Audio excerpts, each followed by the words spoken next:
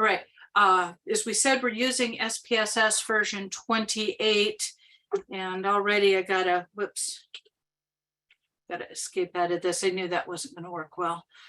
We need to go to SPSS itself. I've got it open here. This is version 28, and we're going to come over here and click on edit. And then we're going to come down here and look at options.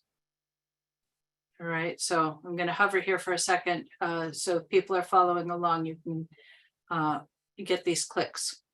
When you click on options, you're going to see a bunch of tabs up here. We're not going to go through all of the tabs, but I do want to point out some important things for you.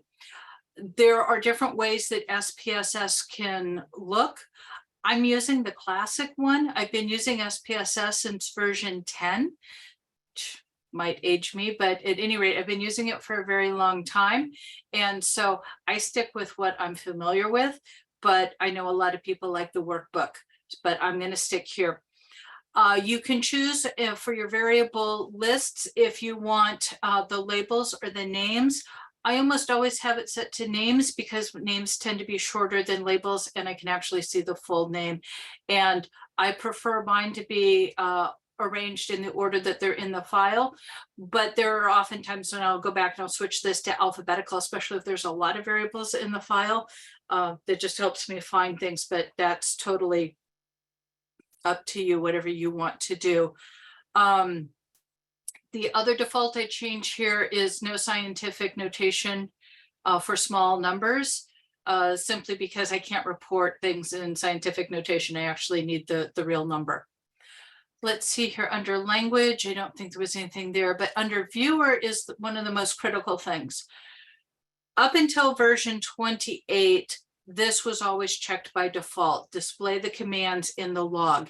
You really want this turned on. And what it means is that when you run a procedure, whether you ran it via point and click or you ran it via syntax, you want the code echoed in the log above the output. If there's no output, then it's just echoed in the log. And that will help you not only keep track of what analyses you're doing, but if you did use the point and click interface, you can copy and paste that syntax into your syntax file and keep track of it that way. Also, I increased the font sizes in my output and stuff, just so that it would be easier to see. If that's something that would be beneficial for you, this is one of the places where you will find the options to increase the font sizes. I don't think we had anything under data, currency, output. What's under output that I changed is that in my tables, you'll see variable names and labels. If you want that, you certainly can do that, but you don't need to do that, but that's where you change it. In charts, I don't think we changed anything in there, but in pivot tables, we switched to large font, and that's how I'm getting the larger font in the output tables is by clicking on this. If you scroll up, you see there's a whole bunch of different fonts. Here's your system default and your classic default. Why they put large font under L, I don't know, but there it is. File locations is important for a couple reasons. First of all, you can either have a specified folder or the last folder used. I don't remember why I switched it back to this. I typically have it default to a specific folder to open, but again, your choice. What's important here, though, is the session journal. And it says record the syntax in the journal, append, and this is where it's going to be stored. The journal file is literally a syntax record of all of the commands that have been issued in that installation of SPSS. So you can imagine if you've had SPSS installed for a couple of years and you use it on a regular basis, this is going to be a really large file. It's a text file, so it doesn't take up a whole bunch of room. But this thing is super critical. If you say you somehow magically lose a syntax file or you lose something important, you're like, I know I ran it in SPSS and I can't find it now. You can go wade through the journal file. Don't get me wrong, it's really long and there's a lot of reading, but at least the information is there. So this is kind of the save your skin if the worst comes to pass. It's right here for you. The syntax editor, I turn off the autocomplete because I find it to be annoying, but if you like that, more power to you, it's right here. And then this privacy tab, totally your choice if you select any of these. Once you've made all your selections, click on apply and okay. I didn't change anything, so I'm just going to cancel out of it, but I did want to show you that's where you can go to change some options. Oh, charts tab, I missed one. Let me go back because that one's important for some folks. Under edit and options, under charts, let's see here, where is it? Under setting options here, this is APA style. This is important if you're going to be publishing and especially in an APA journal. This will have all the charts and stuff come out in at least something approximating APA style. So you can save yourself an awful lot of work customizing your graphs and charts and stuff if you know that you can make this selection. There's a bunch of them in here, publication, gray, web report, whatever works for you. But in an academic setting, we find this to be extremely useful. So I just wanted to point out that that exists. And that's something that's actually unique to SPSS. I don't know of any other software that has an option to automatically try to make APA style graphs for you. So that's super cool. All righty. The SPSS command syntax reference is your new best friend. We're going to be referring to this a number of times. I've got it open right here. For you to open it, please click on help and then come down here to command syntax reference. It installs with SPSS. As you saw, it's a PDF file and it contains every command and every option that's available in SPSS, at least as SPSS is sold and distributed. There are extension commands. Of course, those are not in there. We'll talk about extension commands at the end of this workshop. But for now, we're going to focus on the built-in SPSS commands, and they are all listed in the command syntax reference there. All right, so we've got that. We're focusing on syntax and not point and click. And for most data management tasks, it's actually easier to use the syntax. Especially for repetitive tasks, you'll find this is going to save you a lot of time. The comment command. The comment command is one of the ways that you can put a comment in your syntax file. And comments and syntax files are sometimes even more important than the syntax that's in there. This is where you tell yourself what you're doing, why you did it, how you did it, anything else like that. So comments are very important. If you found code, especially if you found code on the web, put the URL in as a comment so that you can always find it again. Other ways to add comments, I use the stars mostly. Sometimes I use one, sometimes I use two, it doesn't matter. Or you can enclose the comment bracket star bracket. SPSS is not case sensitive. When you look at the syntax guide, you will see a bunch of things in all caps or in all lowercase. In the guide, what SPSS has done is put their commands, keywords, options, subcommands, all that in capitals, and then in lowercase are the values that the user is supposed to supply. And so that's why they do that, to kind of make that a little more clear. I personally do not type in caps. It still feels like shouting to me, and I don't need to shout commands. So all my stuff is in lowercase, but if you prefer to use the caps or whatever, totally your choice. SPSS doesn't care. Just make it readable for yourself. The period at the end of the command is totally necessary. SPSS syntax is very much like a sentence in the English language. It's got to end in a period. In SPSS, that period is the end of command marker. You can wrap the commands across multiple lines, sometimes starting with a subcommand or not. Either way, it doesn't matter. But SPSS considers it to be the same command until it hits a period.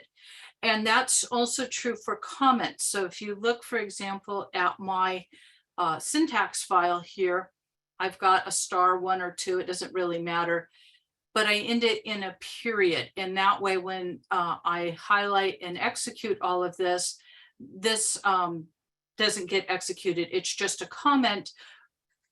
This is a comment. But if I don't have this period here, the command on line 8 doesn't get executed. It's still a comment until SPSS encounters a period.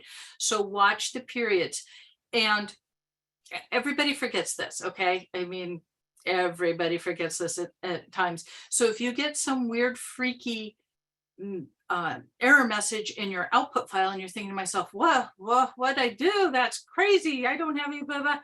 Go back and look for a missing period, okay? If you've skipped a period, then go put it back in and SPSS will settle down. All right, so as you saw, we have commands, we have subcommands. So let's see here. We're going to look here real quick. Here's a command. It's the auto recode command, which we'll be covering a little later on. And then these parts here with the /, those are the subcommands.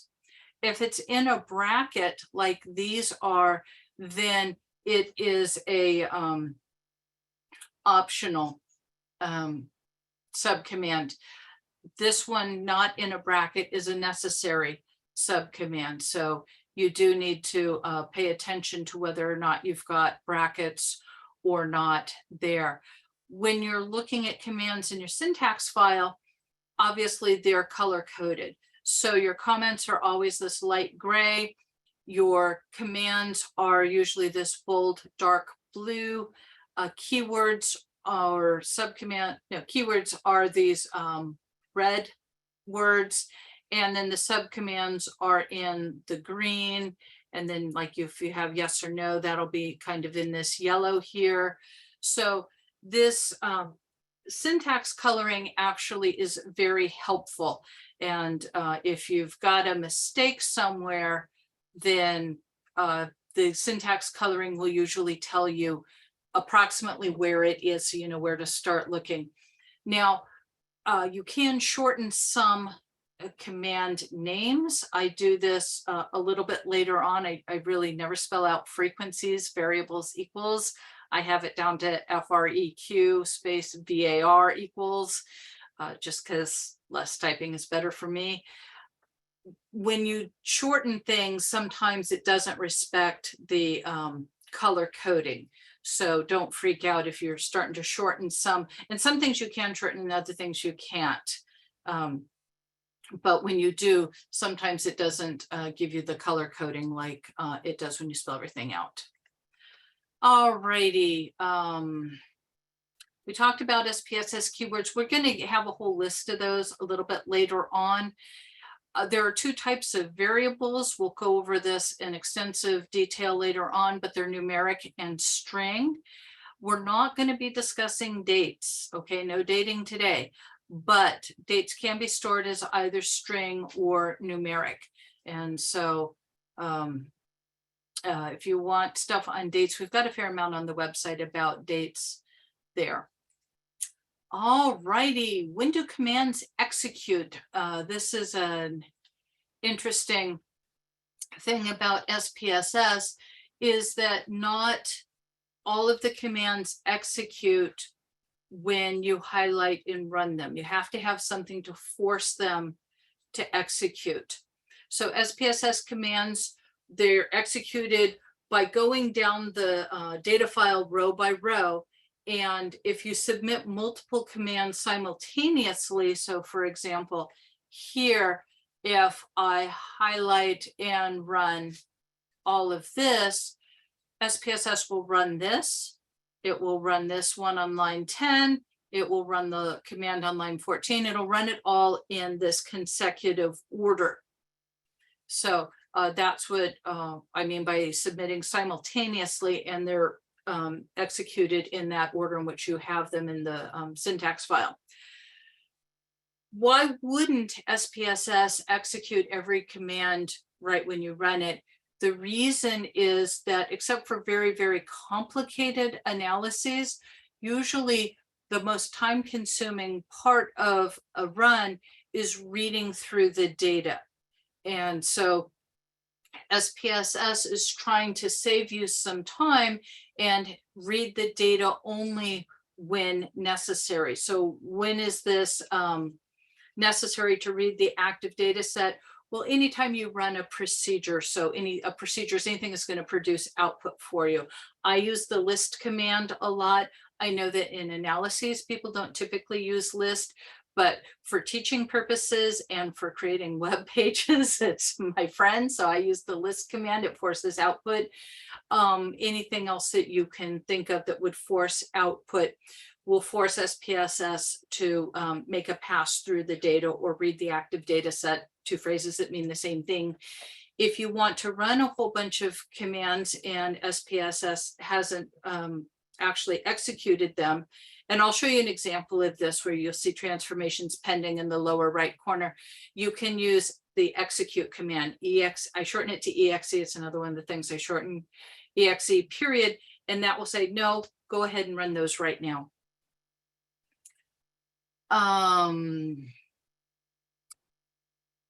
In the syntax guide, pages 37 through 40 list the commands that will and will not execute when you submit them, when you highlight them and click on the big green arrow. This is the big green arrow. It's hard to miss. I kind of like that about SPSS. That one's real obvious. Those commands are listed on these pages here if you need to know which one is which. Most of the data transformation commands, which is what we're going to be covering in this workshop, don't actually execute until I issue some command to tell them to go ahead and do that. We covered exe, procedure commands. I use that instead of exe throughout the workshop here.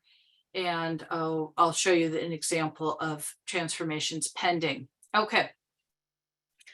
So the syntax guide is the ultimate reference. Definitely familiarize yourself with the first, I say 92 pages. What's in the first 92 pages? Because that sounds like an awful lot. This here starts off with universals, how you run commands, subcommands, a listing of some of the keywords that you can use. There are all sorts of other important things that you need here, your command file, your journal file, all the information you need about that, variable names, long variable names, which isn't an issue anymore, but it used to be.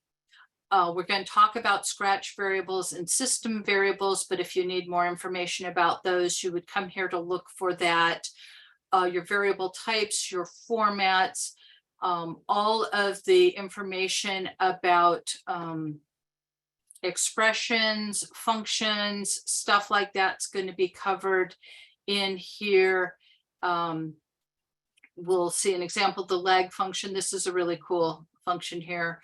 Stuff about strings, relational operators, the not operator, and an or, order of evaluation. All of this stuff is really going to be important when you are writing your syntax and making sure that you're getting the results that you expect. Because the thing about data management is, you can run it and it runs without error, but if it didn't do what you wanted, well, then that's not so useful. And so reading through this to see how SPSS handles all this stuff is really time well spent. And then we will talk a little bit about missing value functions and how they're treated in arguments there. But do spend some time looking through that. We already looked at auto recode, so we're not going to do that. Be careful when you're reading the, maybe we will look at aggregate. When we look here, this is a subcommand and this is a subcommand, and SPSS just puts them up on the same line to save some space because this is already a really big document. So, don't look right down here and think, oh, these are all of the subcommands, because they're all spread out over here. Let's see here. Bold means default if the keyword is omitted. So for example, this is in bold here. So the break variable here, the var list will be in ascending order as opposed to descending order by default. You can change it to descending by just putting in the D here, but that's what the bolds are trying to tell you is what the defaults are. All right, that's kind of the intro to what we're going to do. The first thing, of course, when using SPSS or anything else is you got to get data into the program. And honestly, this is one of SPSS's strongest suits, is reading in data. Read in very complicated data files, read in very old data files, read in data files from stuff that you have never heard of before, stuff I've never heard of before. It reads it in, and then you can save it out however you wish to. But this is really one of the great things about SPSS. An SPSS data file will have one of those three extensions. SAV is by far the most common. ZSAV means that it's password protected, and we'll go over the whole idea of password protected data files and output files a little bit later on. POR files or POR files are an older format. POR for portable, the portable files. SAS had something similar back in the day. I don't see a lot of POR files anymore. I usually see SAV. Syntax files have the extension of SPS, and the output files have an extension of SPV. SPO is just an old extension there. We're going to use the get file command to read in an SPSS data file. Here, you put in single or double quotes and then where the data file is located. That's actually literally where it's located on this computer. So you change that to whatever is correct for your computer. We're using the HSB demo data set today. The .sav is required. So don't ask me why SPSS requires that you put in the extension for its own file. I don't know, but SPSS is kind of particular about that. In general, you always have to put in the file extension. The other thing to keep in mind is that it's close quote and then the period.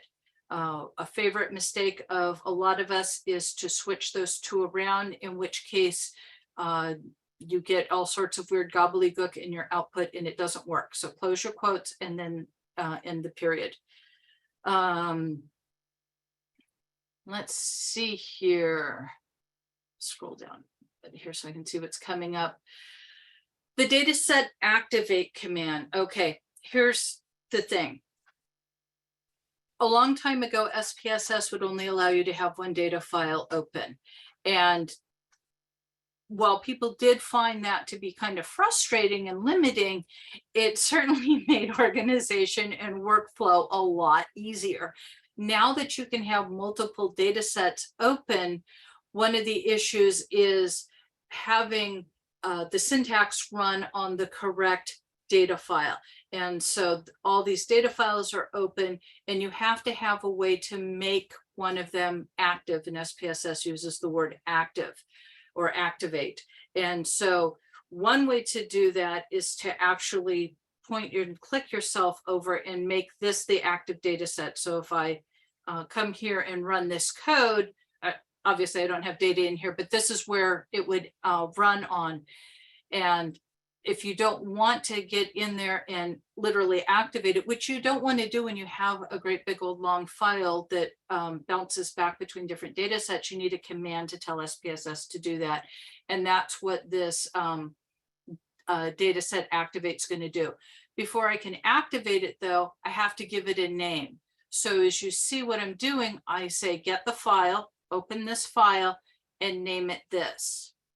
Then I'm going to go through and show you how to open up files in different formats. And as I do that, I'm going to name those data files so that later on I can activate them or close them or copy them or whatever else it is that I'm going to do with them. So if you're only going to have one open, then you don't really need to do this whole data set name thing and data set activate thing. But the second you get a second data set open, now you got to be able to switch back and forth between them. And that's what the data set commands allow you to do. If you run syntax and you get these really weird error messages, those variables aren't found, I don't know what you're talking about, you probably executed the syntax on the wrong file. It happens to everybody. I can't tell you how many times it happened to me while I was writing this workshop. So I was almost to the point of saying there will be data set activate before every command. I didn't go quite that far, but I was really close. Don't let any of this bother you. Either put in a data set activate command or just click on the file to activate it. We will go execute those commands in just a second. Let me go through a couple of these for getting things into SPSS. There's the get SAS command, relatively new. I think it came in the last couple versions. It reads in a SAS data set. SAS typically has an extension of SAS7BDAT here. So you say get SAS data equals, and then tell it where the file is. This is my file name, and this is the extension. And then I have this data set name here. If you have a SAS format file, which is a SAS7B cat file, notice it's a C for catalog, D for data here. You can use a format subcommand. I didn't have a good example of this, so I show you the code, but it's not in my syntax because I didn't have one of those. But if you do encounter one, SPSS can handle it for you. You can also read in a Stata command, or excuse me, a Stata data file here. Stata has data files with the extension DTA. Read it in here. Notice here that this keyword here is file, and back here the keyword is data. SPSS is not always so consistent with its keywords, so just kind of keep that in mind. And if you get some weird error message, again, this is where your command syntax reference is your best friend, because it will correct you that this is file here and not data. SPSS can usually read in the latest versions of Stata data files. They really do a good job of keeping up with Stata data files. Stata comes out with a new version pretty much every other year, unless, of course, the newest version of Stata is more recent than the most recent version of SPSS. And then, you know, all you can say is SPSS didn't have a crystal ball, and that's okay. You can save the file as an earlier version in Stata and then open it up in SPSS. That's not really a problem with SAS data files because SAS doesn't come out with new versions all that often, and they don't often change the structure of their data files. That hasn't happened in a real long time. You can read in Excel files, of course, that's great. Here we're using the get data command. We have the type subcommand, and we've used this keyword here. We tell SPSS where the file is. Notice, of course, that I've used my extension. You do need to tell it what sheet. And so we called ours HSB demo. This read names on is telling SPSS that the names of the variables are on the first row. If this does not work for you, go open the Excel file and make sure that the variable names are on only the first row. I cannot tell you how many times I have opened up an Excel file and found the variable names have wrapped around to the second, third, and fourth row, or they've merged cells, or whatever else has happened. All of the software, statistical software, very consistent about this, that the variable names must be on the first row and the first row only. Can't do that. The assumed string width of 500, I typically want to knock that down to a much lower number, because if you've got a string variable, let's say, for example, your ID variable comes in as a string variable, which is very, very common and good practice, that's just fine.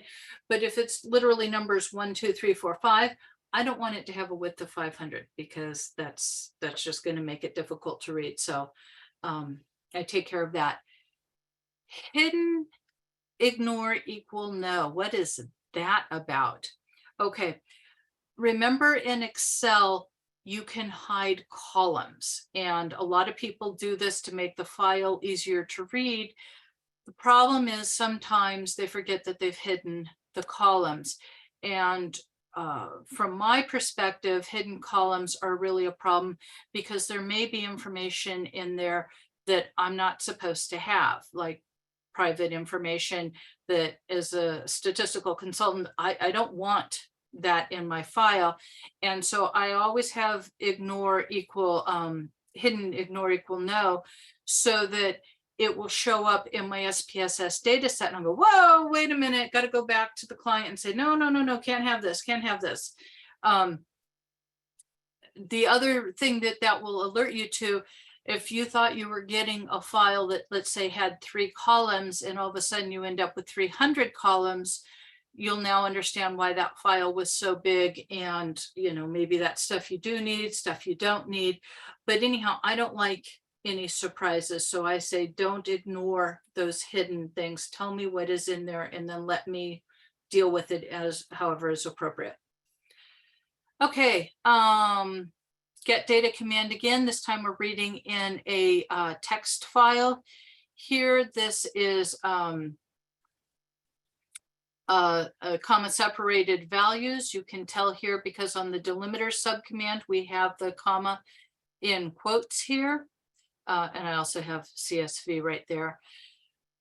This here is starting on case 1. So you're reading in the first one here, but you do have to tell it then the variable names. And so I put in the variable names. I start with ID, female, SES. Those are the variable names in HSP demo. But what is this weird stuff here? F2.0. Anybody got any ideas as to what this kind of stuff here is?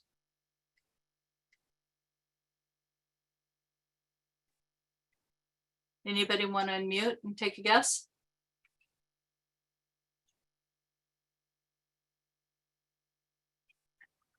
Okay, it's the format.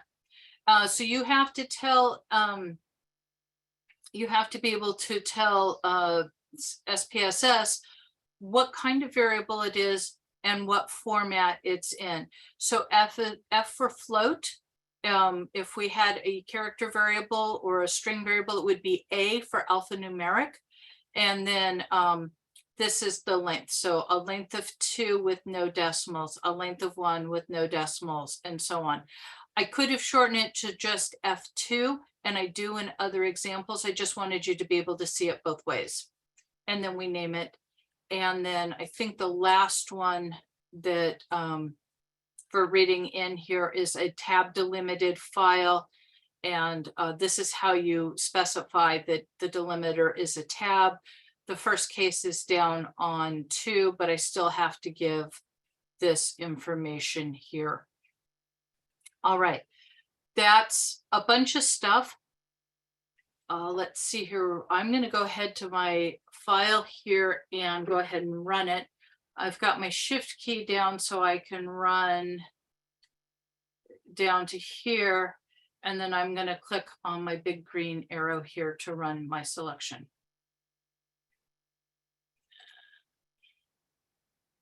Here. Okay. You always get this warning here about the Unicode here. I just ignore it. I think everything is fine here. And then you can see that all the syntax that I ran is echoed here. You can see that my comments are in here. And if you look down at the bottom here, I have a whole bunch of data sets open now.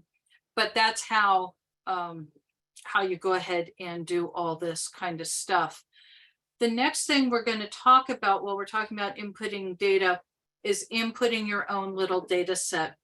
And I know that a lot of people think that this is really a waste of time because you would never input your own data set like this. And for most people, most projects, that is totally true. But there is a really important reason that I think everybody should know how to do that. And that is for testing out code. And so we're focusing here today on mostly on data management kind of stuff. And testing out your code on your full data set can be overly complicated. And if it's a really big data set, it could take way too long. So what I suggest to folks is that they just put in a little data set that has the features of their data that are important for this task.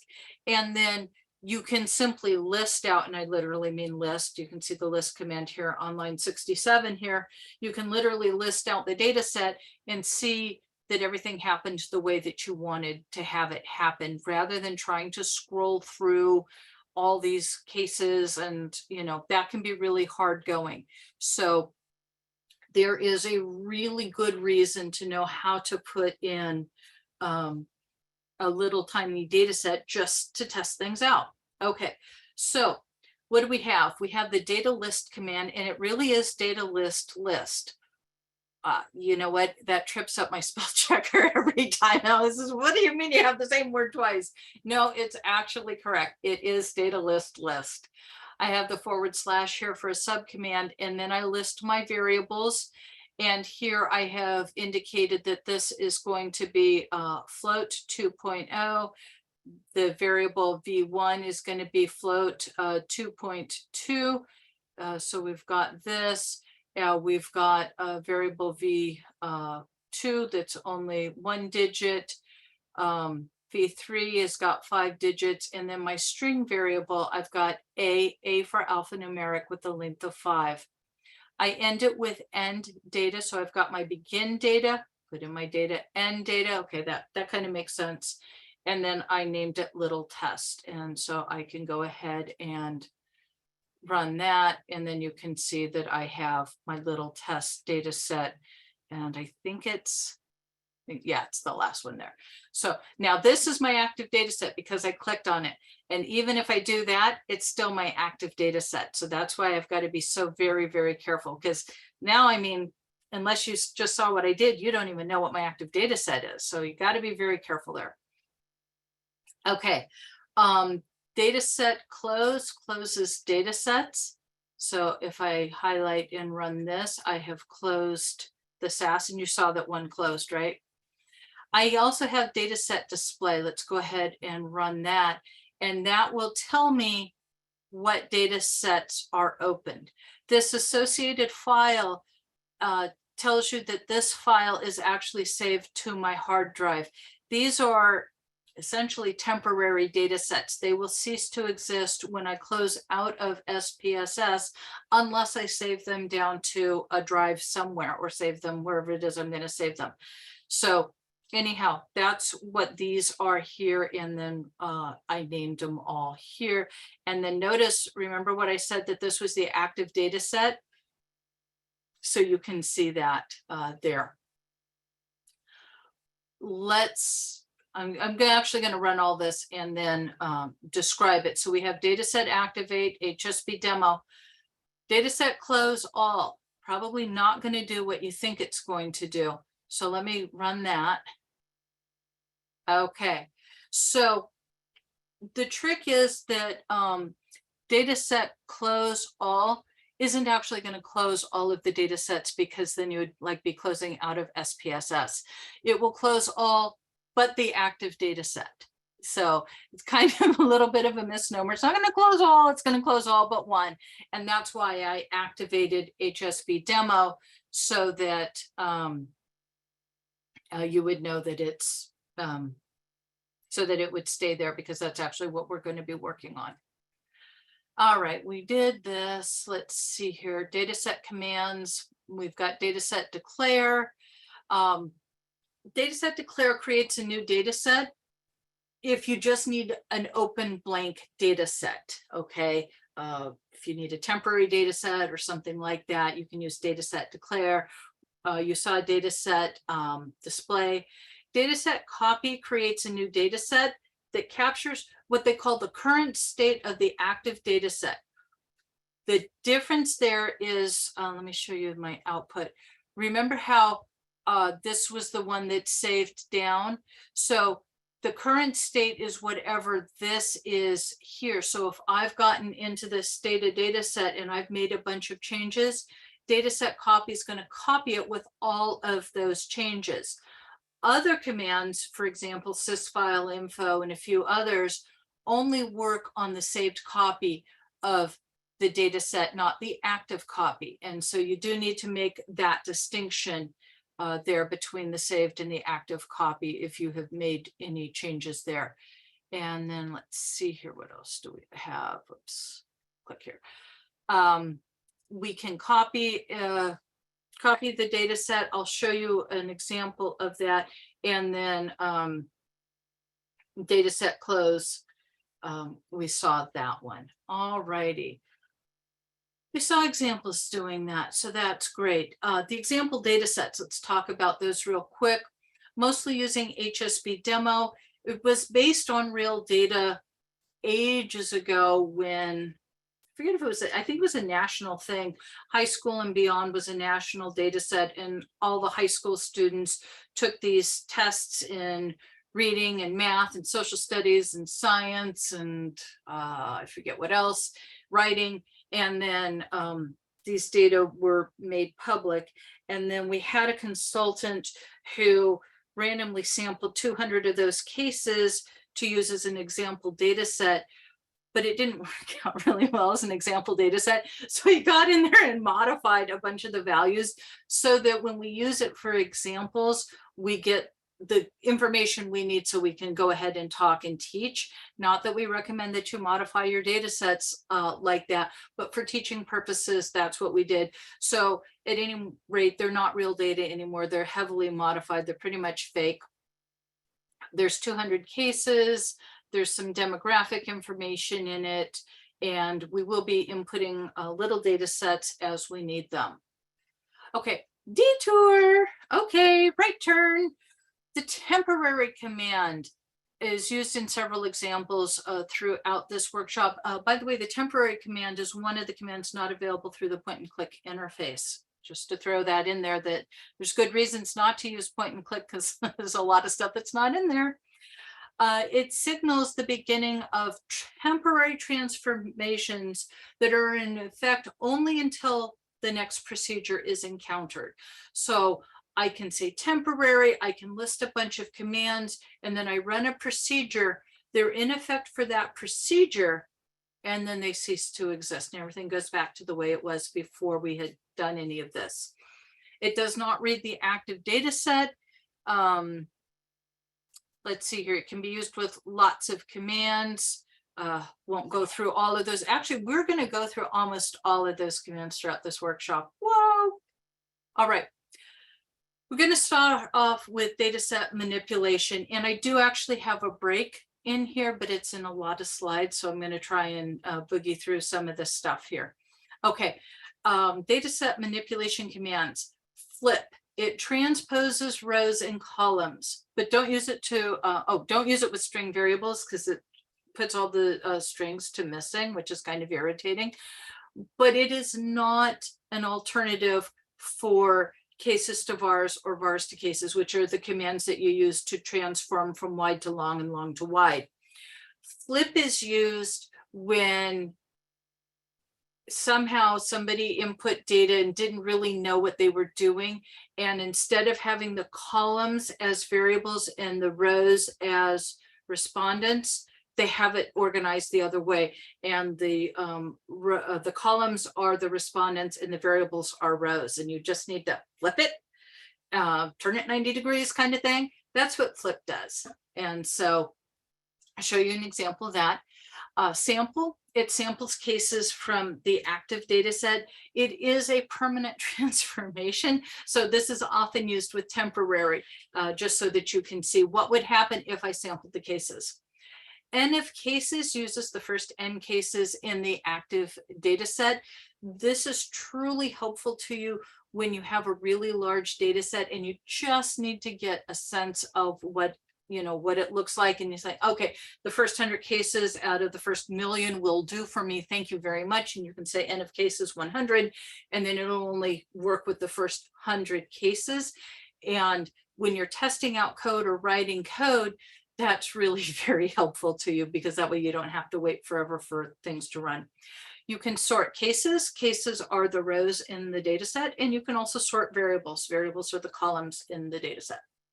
All righty, let's look at the flip command. All righty. It restructures the data set here. We already talked about some of this stuff here. It does not work with the temporary command. That's important here. And so let me show you this. We're going to put in a little data file here, and then we're going to flip it. So we're going to input this data file. We'll do this. I guess I don't need two lists, but I got them. Okay, so you can see I got in my data file here, right? And now I'm going to say flip. Okay, so now let's see here. It's a little hard to see if I can organize it just right. There we go. So here we had 12, 16, 22, 55, 79, and now it's a row. And here the rows and columns just got flipped around. Okay, so that's what that one did here. So, and then you can see the data file. This is what they call the case label, what were the variable names here. So I'm just going to go ahead and close that one down because I don't need that. Alrighty, so let's see here. Oh, I guess I didn't need to do that. I can do it this way. If I do it this way, what's going to happen is it's going to tell me, it's going to get a warning in the output here saying that it was already in use. And so that's okay here. All righty, we got the data set activate here, and we've copied the data set into HSB demo 1 here so that we can use the sample command here on line 111. A sample of 0.5 means I want a 50% sample. It's always a good idea to set the seed. The seed is it tells a random pseudo random number generator where to start, and that will make it reproducible. So you can go ahead and do that. I do this.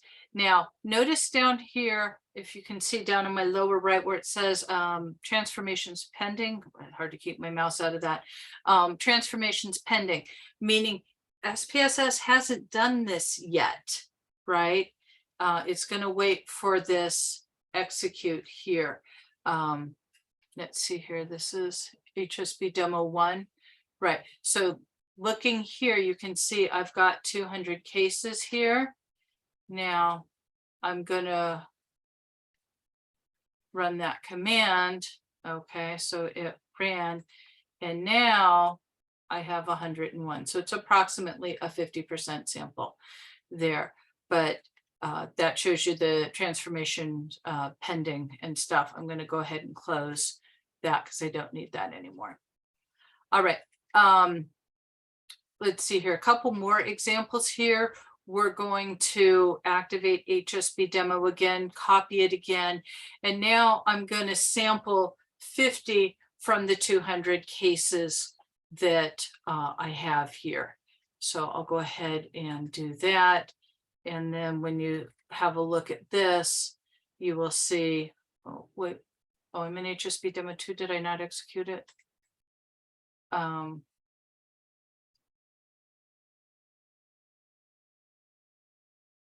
It sampled, let's see, I'm in the wrong data set. Anyhow, it sampled, there we go. Yeah, there you go. So now you see that we have sampled it. Okay, so we got that. Let's close out of that. And that's enough on the sample command. What else? Oh, N of cases. Let's come over here to N of cases. HSP demos back. All righty.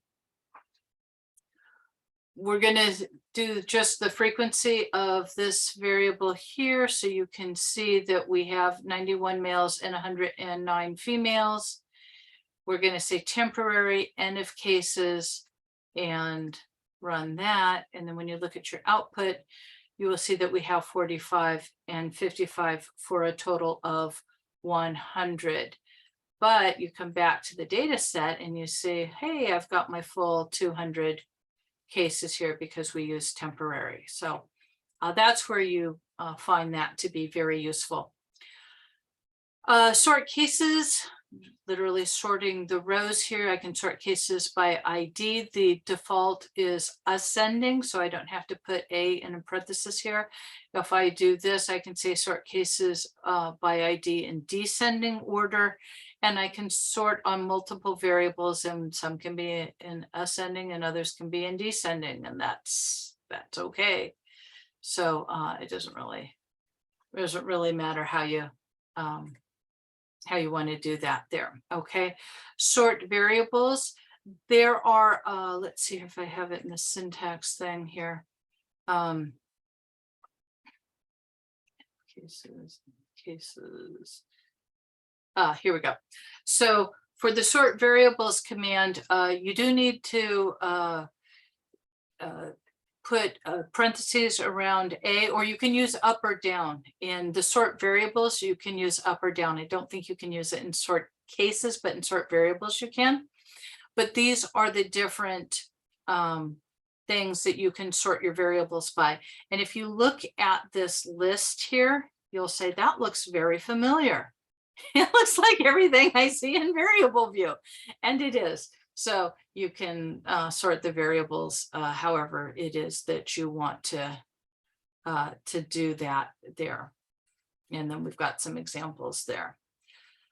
The delete variables command, you can delete variables. It takes effect immediately, but it doesn't actually read the data set. Excuse me, it doesn't work if there are transformations pending because it doesn't read the data set. It cannot be used to delete all of the variables from the active data set. That makes sense. Of course, you wouldn't want to do that, and you can't use it with temporary. So let me see here. I've got my data set here. Watch variable 12 here. All righty, there goes variable 12. There it goes. So that's delete variables. You can delete multiple variables if you wish, but obviously be careful with that command. Okay, we're gonna create different types of variables, numeric and string. Numeric variables, not surprisingly, can only contain numbers. Okay, no surprise there, but the string variables can contain pretty much anything. Numbers, letters, or characters, not spaces, but anything else. The maximum length of a string variable is 32,767 characters as of version 13. It got expanded then. Oh my goodness, you don't want the character variables that long. That's crazy talk. But anyhow, it does handle very long strings. A null string, which is a string with nothing in it, a blank, empty thing, is actually considered a valid value unless you declare it as user defined missing. So We'll get to this in just a second, but there's also two types of missing values in SPSS. There's system missing, which is the dot that you see in the data editor when there's a missing value in a numeric variable. And then there's user defined, and that's usually your minus 999, your minus 888, that kind of thing. And so for a string value, obviously there's no dot because the dot would be a valid character, but that null string you can define as a user defined missing value, and that's how you would get a missing value for a string variable. Okay, creating variables, more about strings, because we love strings, silly strings. They can be used in logical expressions, but they cannot be compared to numeric variables. If the strings are different lengths, and we're going to go over how you know how long a string variable is. The shorter string is going to get right padded with blanks. So it's basically put a bunch of blanks on the right side of the characters so that it now equals the length of the longer string.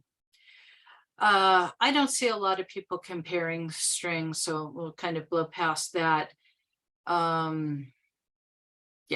okay, that's enough of that. Let's move on to system variables. System variables, they're variables that SPSS creates during the time that you have the program open, and they keep track of system required information. They always start with a $sign. These variables cannot be modified, and you can't change the print or write format. Not that that's really much of a problem.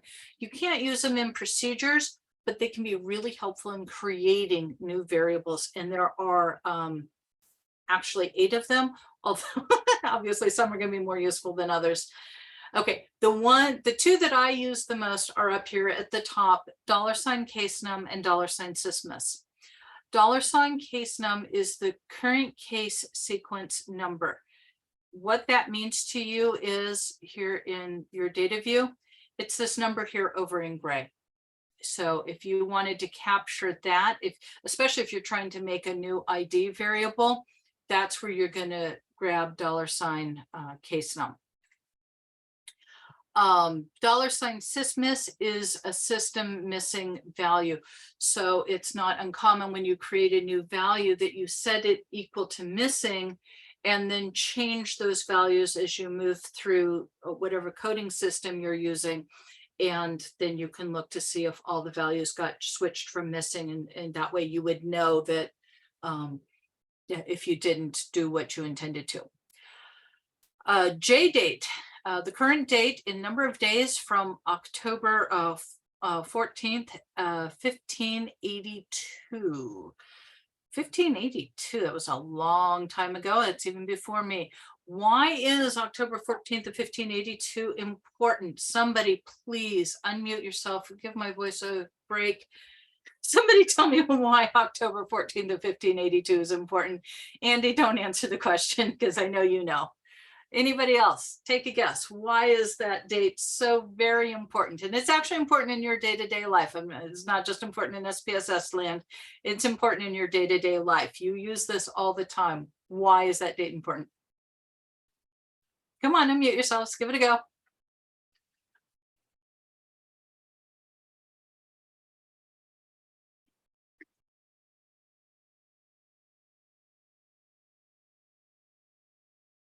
All right, let me ask the question another way. What calendaring system do we currently use?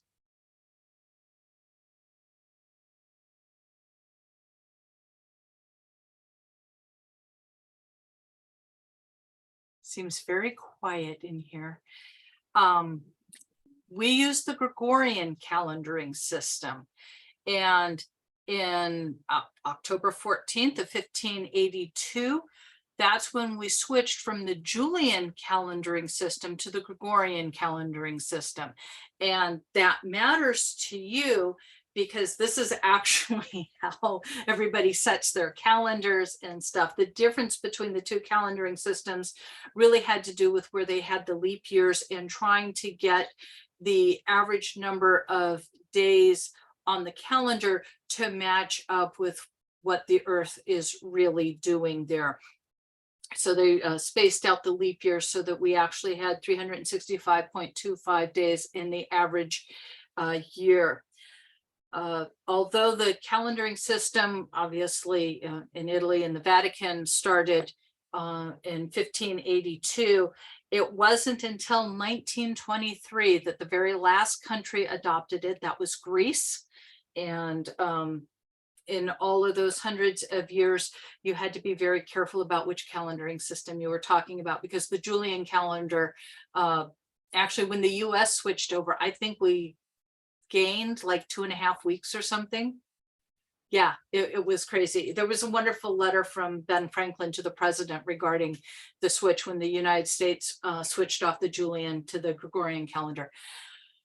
All right, I like calendaring history. That's just my thing. We'll go on here. The date 11, the system variable date 11 here is in one format. You can have it in another format here.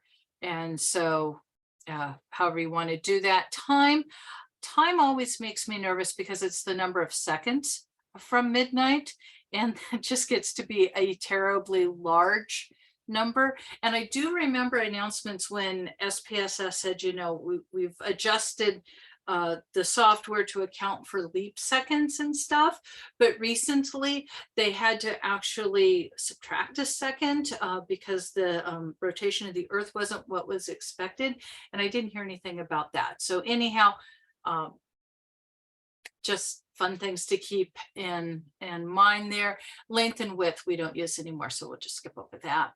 So we can compute a new ID variable. So we use the compute command. That's so one of the big commands for creating new numeric variables, actually new variables at all. We're going to call the new variable new ID, and it will equal to $ case num. Notice the period here. Compute a new variable equals $ sysmiss. It's set to missing, and compute current date is this here. And so we can execute that if we want. Let's see here. We come over here. We have HSB demo open here. Yeah. Go ahead, run all that. And then you can see here, new var is set to system missing. Here's our new ID. These numbers, of course, are exactly the same as these in the gray. And so this is our current date here in numeric format there. Okay, so we got this. Scratch variables. Let's go over here and talk about scratch variables, okay? I look at these, hear about these, and I keep thinking my cat, it is scratching posts, scratching away. It's a little bit different here. These are temporary variables. Okay, so that's what's critical about these. They're temporary variables, and the names must start with the pound sign or hashtag, whatever you call the little tic-tac-toe board over here. They can be either numeric or string. They are initialized to 0 for numeric variables and blank for string variables. So it's important to know where the scratch variables are initialized. They cannot be used in procedures, and they cannot be saved to a data set. Of course, if they're temporary variables, you can't save them, right? Or otherwise they wouldn't be very temporary. They are not initialized when a new case is read, and that is important there. It's kind of like a retain thing in SAS if you're a SAS user. They can't be assigned to missing values, variable names, value labels. So no user-defined missing, none of that, because they're temporary, right? And they're discarded when a procedure begins or when the temporary command is encountered. So let's get to a little example. Whoops. In my example, I wrote the numbers out this way. They really should be in a column. But if I did that on this slide here, the font would be like microscopic and nobody would be able to see it. So just know that's supposed to be down there in a column. But X is our scratch variable, and you can see here that we have the pound sign here, and we're just doing a little thing here. We're computing this. is going to be itself +1,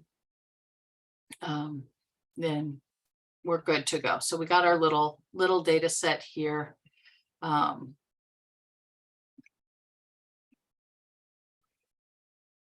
So we run that, and then let's see, our data set 13. There you go. So the idea here was that we put in a variable A, and we're saying, okay, you're in, I don't know, maybe this is kids and these are families. So you've got 3 kids in family 1, and 4 kids in family 2, and 6 kids in family 3, and 2 in family 4, and so on. So that's what this code is supposed to do. The idea is that I didn't really need X in the data set, so I just made it a temporary variable. Let's see here. So that's that data set there. Make sure I got the active data set there, and we'll go ahead and close it. Okay. Whoops. Think I did that, didn't I? Huh. Okay, well, you're supposed to close. Go away. All righty. Let's see here. Relational operators here. EQ or equal sign are different ways of saying equal to. NE or the tilde equals, or the less than greater than symbols, 3 different ways of saying not equal to. Less than, or this, less than or equal to, or this. Greater than, you can see all the, whoops, trying to scroll down the slide and can't do that. And, or the ampersand, or this is the pipe on your keyboard. It is the shift the key between your backspace key and your enter key there, or you can actually type out not. If you look at my code, I typically use the letters rather than the symbols. I just like them better. That is just my own preference. You use whatever you like.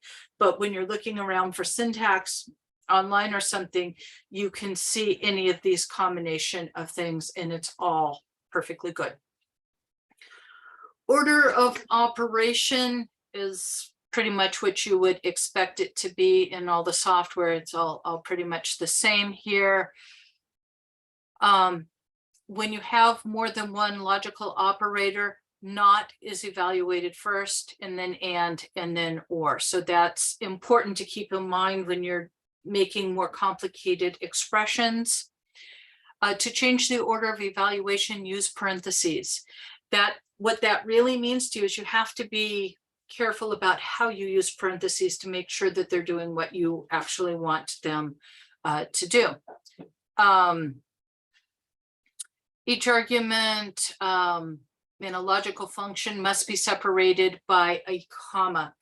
Don't forget the commas. And the thing that bothers me the most is that when you forget a comma, SPSS, the error message that you get in the output doesn't say, oh, and you forgot a comma. You know, it's something really wackadoodle, and you just have to know to get that.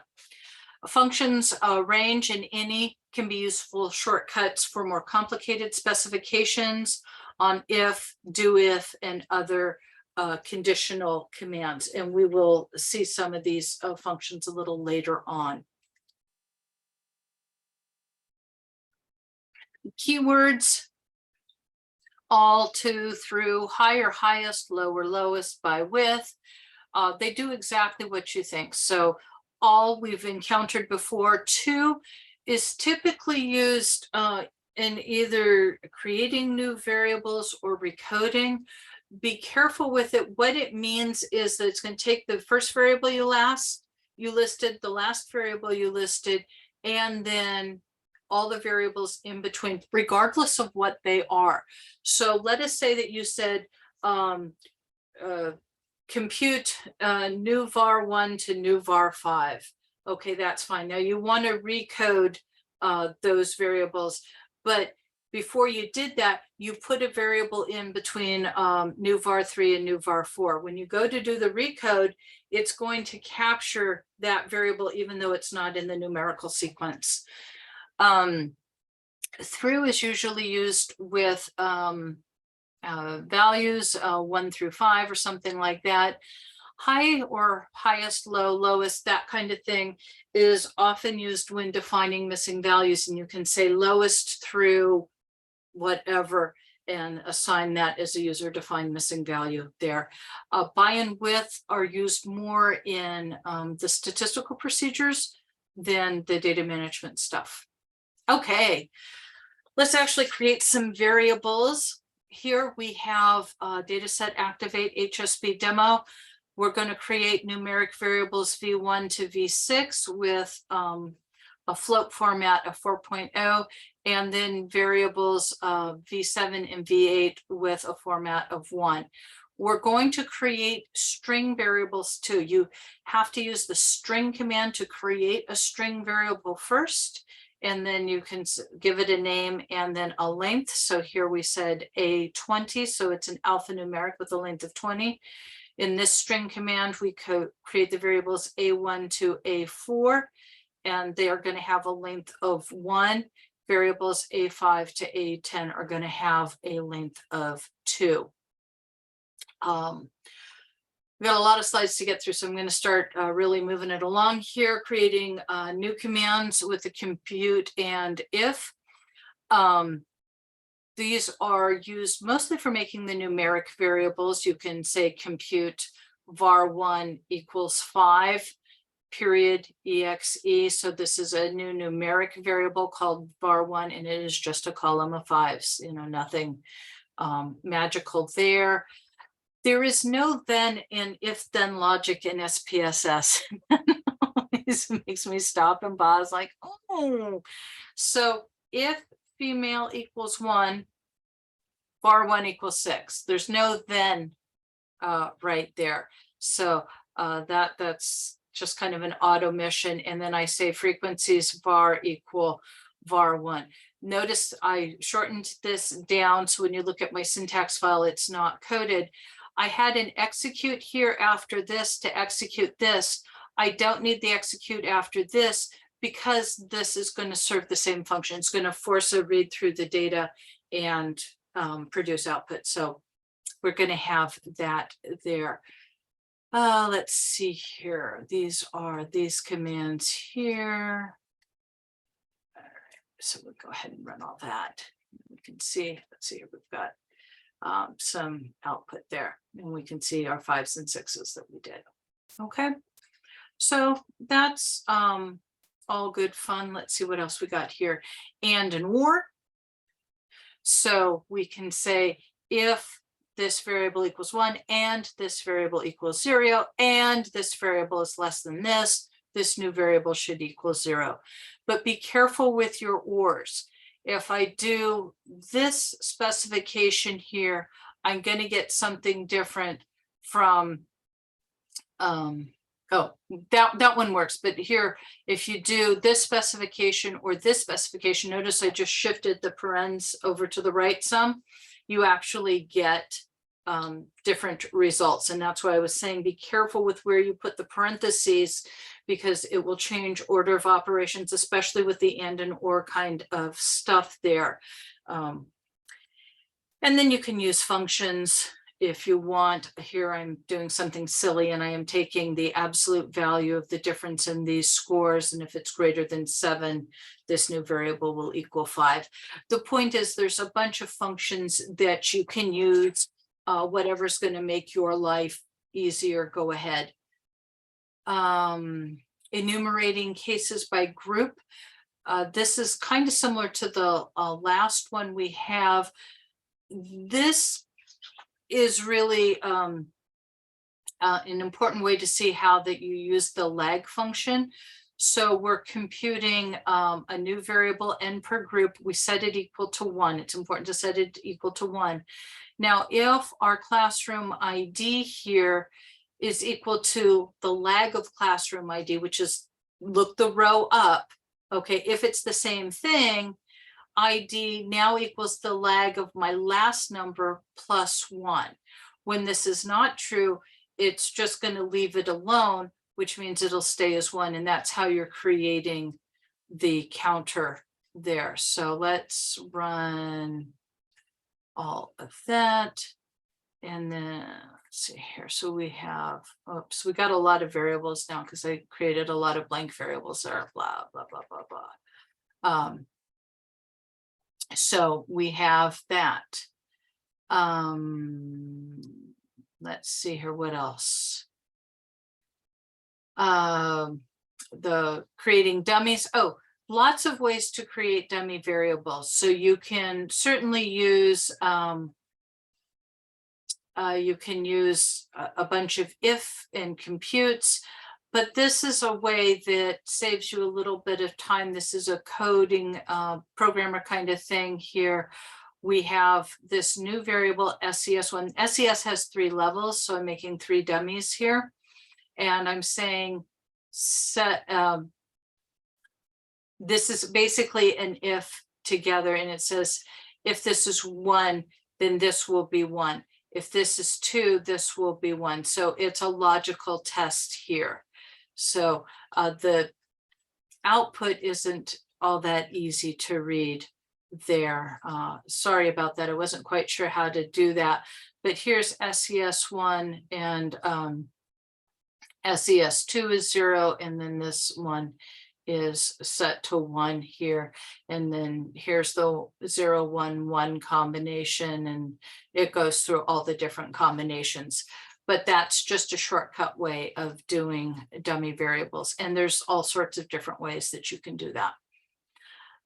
Using functions, I just grabbed a couple of functions here. So just doing division here, I'm doing rounding, trunking, summing here. So again, I'm summing all the variables from read to social studies. So when you look at my variable view, I'm summing the variables from read to social studies. I'm summing all of these variables here with that keyword 2, so that I didn't have to do that. And then you can just go ahead and look at the means there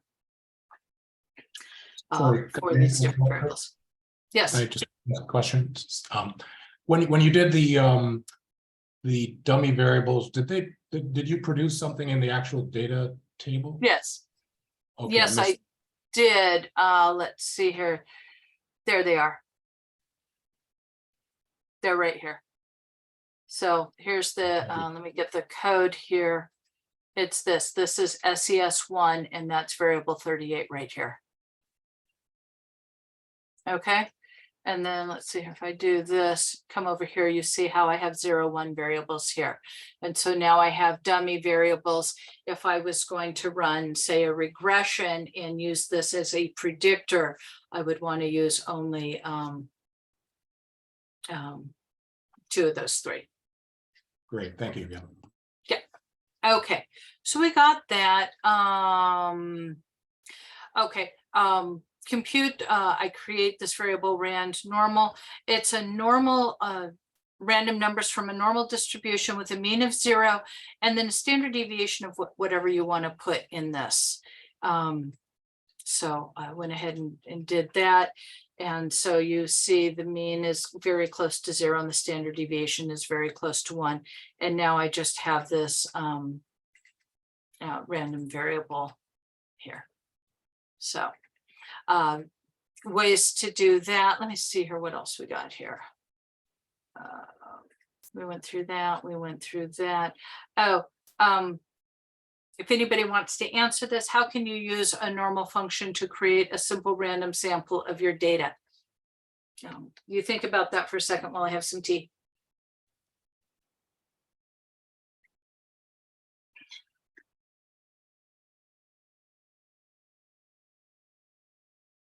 So quiet. Okay. What you do is you would create the random variable, and then you would sort on the random variable and then drop, if you wanted only the first 50 cases, then you'd keep those and drop all the other cases, and you'd have a random sample because you had sorted on a random variable. Anyhow, just in case you ever need to know that. String variables, we're creating string F with a length of 6, and we're going to put in male and female here. we're going to create string S with the low, medium, and high, and then we're going to do some modification.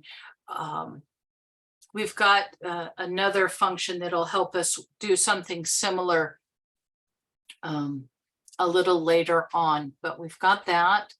Let's see here, we can compute the length of a string here.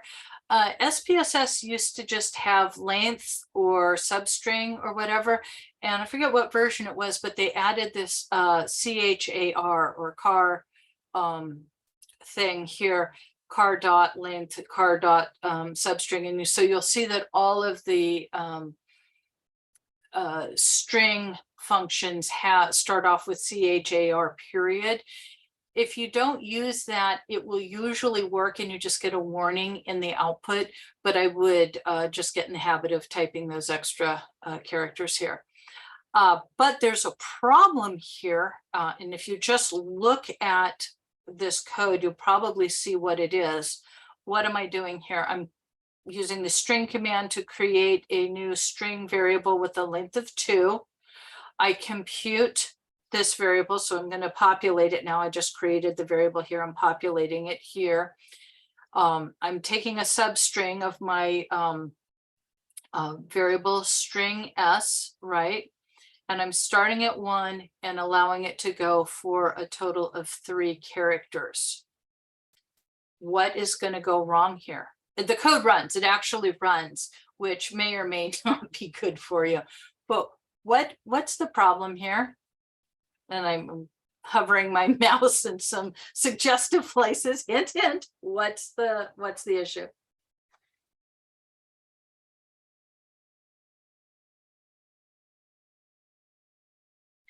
The issue is I created a string of a length of 2, and then I tried to put 3 characters in it. And so SPSS runs this code, but the problem is that it only can handle the first 2 characters. It doesn't handle the 3rd character, but it still works. And maybe that's what you want, and maybe that's not what you want. So you see here, I rewrote the code here, setting it to a length of 3 so that it would work. Okay. Clear transformations. Honestly, I struggle to find a good use for this command. I am sure that in looping or something, it's useful, but I really had to struggle for something. So this is a super silly example for a good reason. So I said frequencies, variables, and then these are my 3 categorical predictors. SES has, I think, 3 levels. Female obviously has 2. And this is it's program type, which is academic, general, and vocational, so 3 levels there. So I say recode, I'm recoding all 3 variables at one time, and this is what I've done, and then I sum them up. You would never sum up SES, female, and program type. That's silly talk. Of course you wouldn't. I put in some other commands, and then I clear the transformations and display the dictionary so that you can see that everything has gone back to the same thing. But the clear transformations command is here, and it will clear all of the transformations back up to this. And that's why I put this command here, because it will clear out this recode, the compute, and the variable labels commands like it never happened. So that's what that does. We will come up to a break really soon. I promise. I'm going to go even faster through this. The aggregate command. The aggregate command is a way of collapsing variables. The various functions that you can use with it are listed on page 128. It will either add variables to your data set, create a new temporary data set, or create a new permanent data set. And so that's part of what I'm trying to show in the next 3 examples. For it to add new variables to your active data set, you need this out file equals star mode add variables. So star means the current file, right? And so that's what it's doing here. it's breaking it on CID. So CID is our classroom identifier. We've got kids nested in classrooms. And then this here also looks really strange because you would expect here for a sub command name to be here, and they're not. These are variable names that are going to show up in the data set. And here I have the sum of the reading scores for each of the classrooms, and I have the minimum of the right score for each of the classrooms and the maximum of the math score. And then this is the number of missing for the science score here. But the point is you can create new variables, many of them in one call to the procedure, but how you specify this out file subcommand is where the real magic is here. When I do it this way without mode variables, you're going to get a new SPSS data set that is not saved to your drive anywhere. If you do it this way, now it is saved down to my hard drive. So there are 3 ways to do it depending on the behavior that you want to have happen in SPSS, okay? The count command creates a new numeric variable that really counts the number of times that a specified value occurs. Okay, that's really kind of obvious, I think, there. And I'm creating 2 new variables here in the HSB demo data set. One's called low values, and it is going to count the number of values that are the lowest through 60 in each of these variables, right? So that's what the count will be there.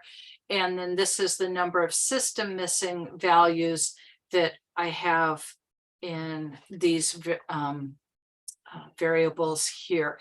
So that's the count command. It really does counting for you. The shift values command, okay? New numeric variable. It's the it takes the existing variable and shifts the values up 1, down 1, up to whatever you want to do here. The shift values command here, you say variable equals. This is the variable that is in your current active data set. Result equals, this is your new variable. And then this is whatever you're going to use, whether it's a lead or a lag or a shift or something like that. So this is taking the value of right, puts it in this new variable, and adds 1 to all of the values. You can lag it, which is basically subtracting a value here. Shifting is add 1. Here I'm lagging it by 2. The shift -1 is the same thing as the lag of 1. And I use the correlations command just to show you that there's a perfect correlation there.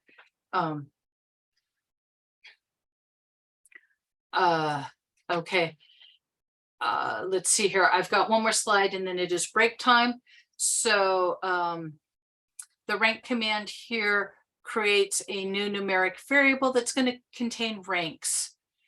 Essentially, you can use A or D for ascending or descending, and all the variables preceding that specification will be ranked in that way. And the default name for these variables is R plus the variable name.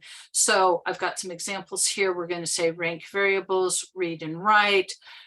Here I've got math with ascending and science and social studies as descending.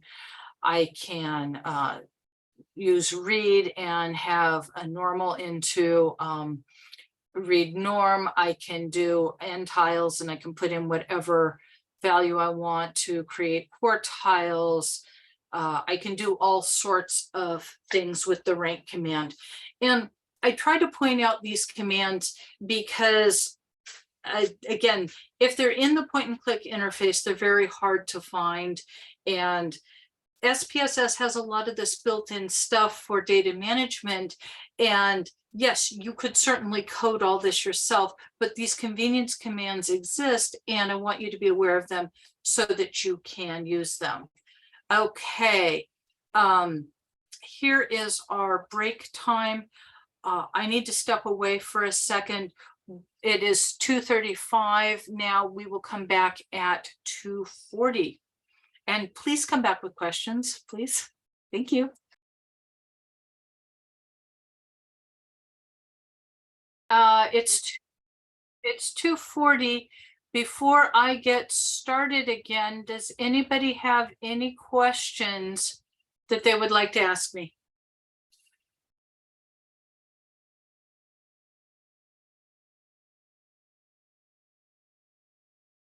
Okay. Let's continue on, and we're going to talk about modifying variables. Okay, so the last section, we created variables. Now we're going to change them up. We're going to have a little practice data set. Let's see here. Probably should run all this just in case I use stuff all the way.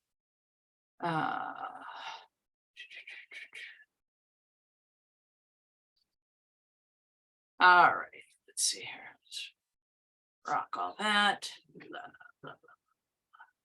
Okay, good. And then we got this. All right.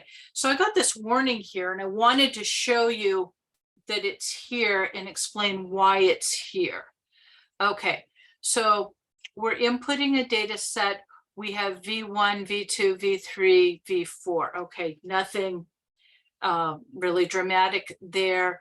And you can see 4 variables, 4 variables.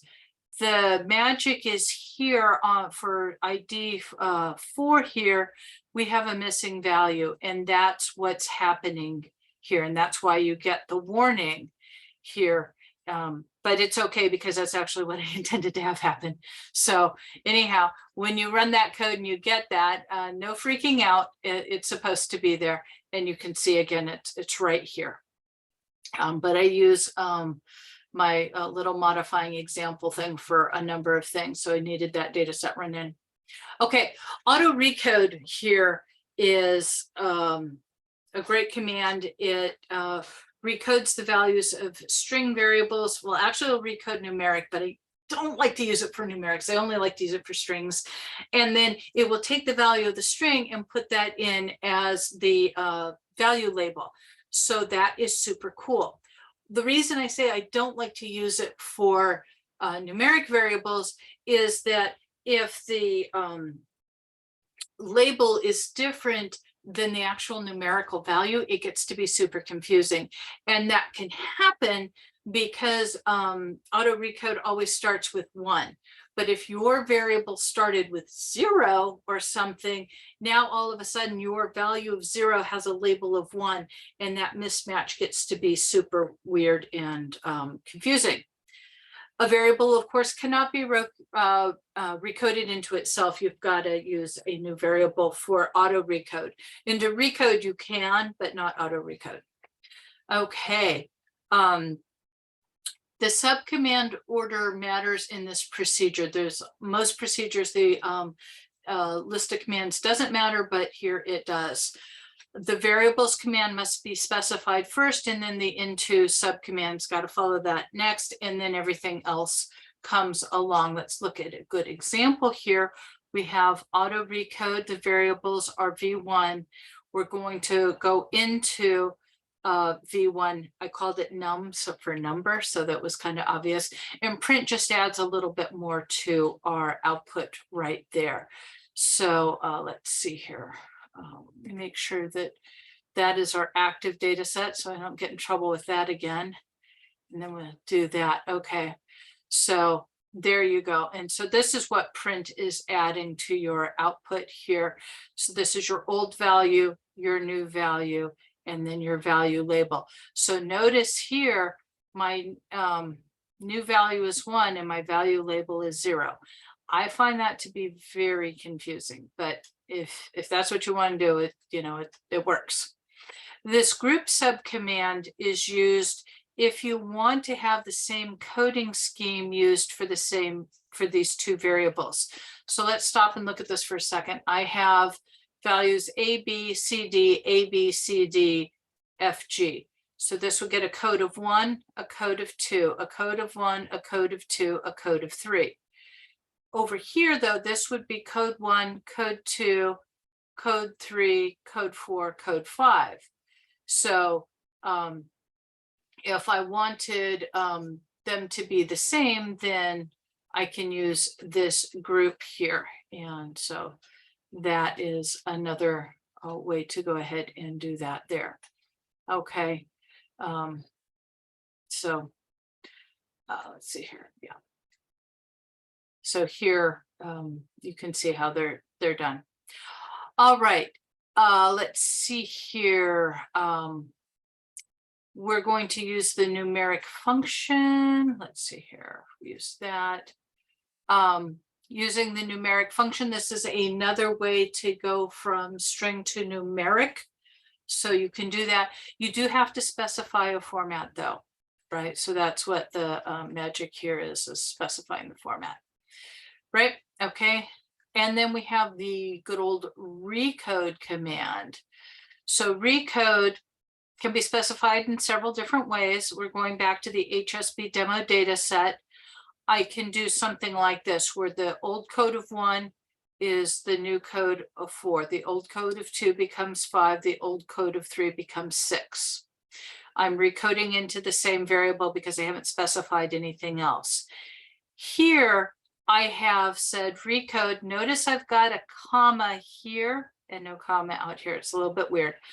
Values of 1 become 5, and I'm going into recoding that into this variable and this variable. So the recoded prog will go into prog rec, and the recoded female will go into female rec, and they both have this transformation. Here, I can say recode math to read. So what that really means, let's go back here to the data set. We start at math. Whoops, math to read. We're supposed to be, I think it's supposed to be read to math. 4 to 45 there. So that's that. And then here we're doing science and social studies here. So there's lots of different ways that you can redo this. Use this command here, but again, watch your parentheses and watch your commas here. Here we're using keywords here. So here we're recoding system missing to -99, and we're going to say low through 60 equals 1 and 61 through high equals 2. So we have taken out all the system missing and then created a 1-2 variable. I use this else equals copy. There's not a lot left to recopy, but I just wanted to show that this is a thing that you can use, else equals copy. And then I put it into this new variable here. Recode read. Now we're still doing this into here. I guess this one makes more sense like this. And then you can see the frequencies for the variables here. For the string function here, you can use it to populate a string variable with the values of an existing numeric variable. You already have to have the string variable in the active data set, and we've seen the string command do this for us before. So we're going back to our mod X data set here. We're going to say string. This is going to be called V1 string with a length of 1. And now we're going to use the compute command to populate this using our string function. So I know there's a string command and a string function. Yeah, silly string all over the place, right? But this here is still telling SPSS that what the numeric format was here. And so you do need to include that. The recode command with string variables, it works. The magic is to remember your quote marks. Okay, I used single quotes here. You could use double quotes as long as you're consistent. This here is a null string here, and the null string is replaced with an M, a dash is replaced with a 1, and an ampersand is replaced with an A. So just showing that it does work here, but you do need to do that. The value label function. Okay, I like this function. I really like this function. This is a really helpful function. And what it does is it grabs the value labels from one variable and puts them as a new character variable or string variable out there. So I like this one here. We're going to work on the HSB demo data set. We're going to create a new variable called prog string with a length of 8. And then we're going to populate that using this compute command here. And we're going to grab the value labels off the variable prog. So those are our program types of academic, vocational in general here. And then we can go ahead and do that. Let's run a little bit of code here so that I can get to right down to there. Okay, okay, so here's your code book for string. This is the 75th variable. I gotta reset this data set. I got too much stuff going into it. A8 format. Remember here that we had set it to A8, so that's why it looks like that here. And then we have these valid values here in our string variable. Okay.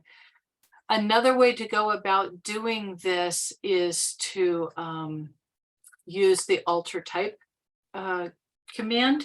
Alter type can be used to go from string to numeric, numeric to string.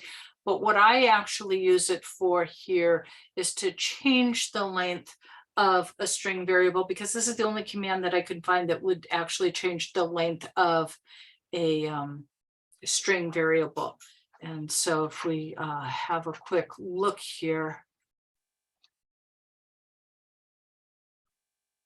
where is our output here?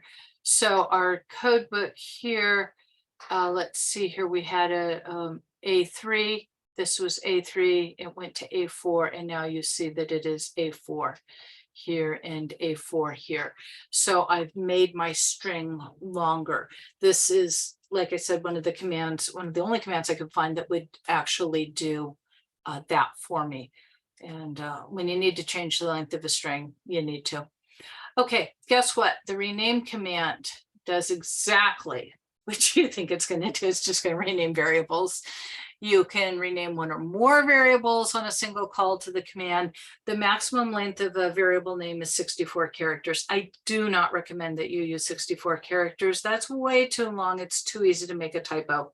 I have some different ways of doing it here. So this is what I typically do here and leave it alone. But you can also do it this way, where A2 is renamed to A2 ren, A3 is renamed to A3 ren, or you can do A4 ren to A4 to A4 ren, A5 to A5 ren. You can do it any of these different ways. It all works.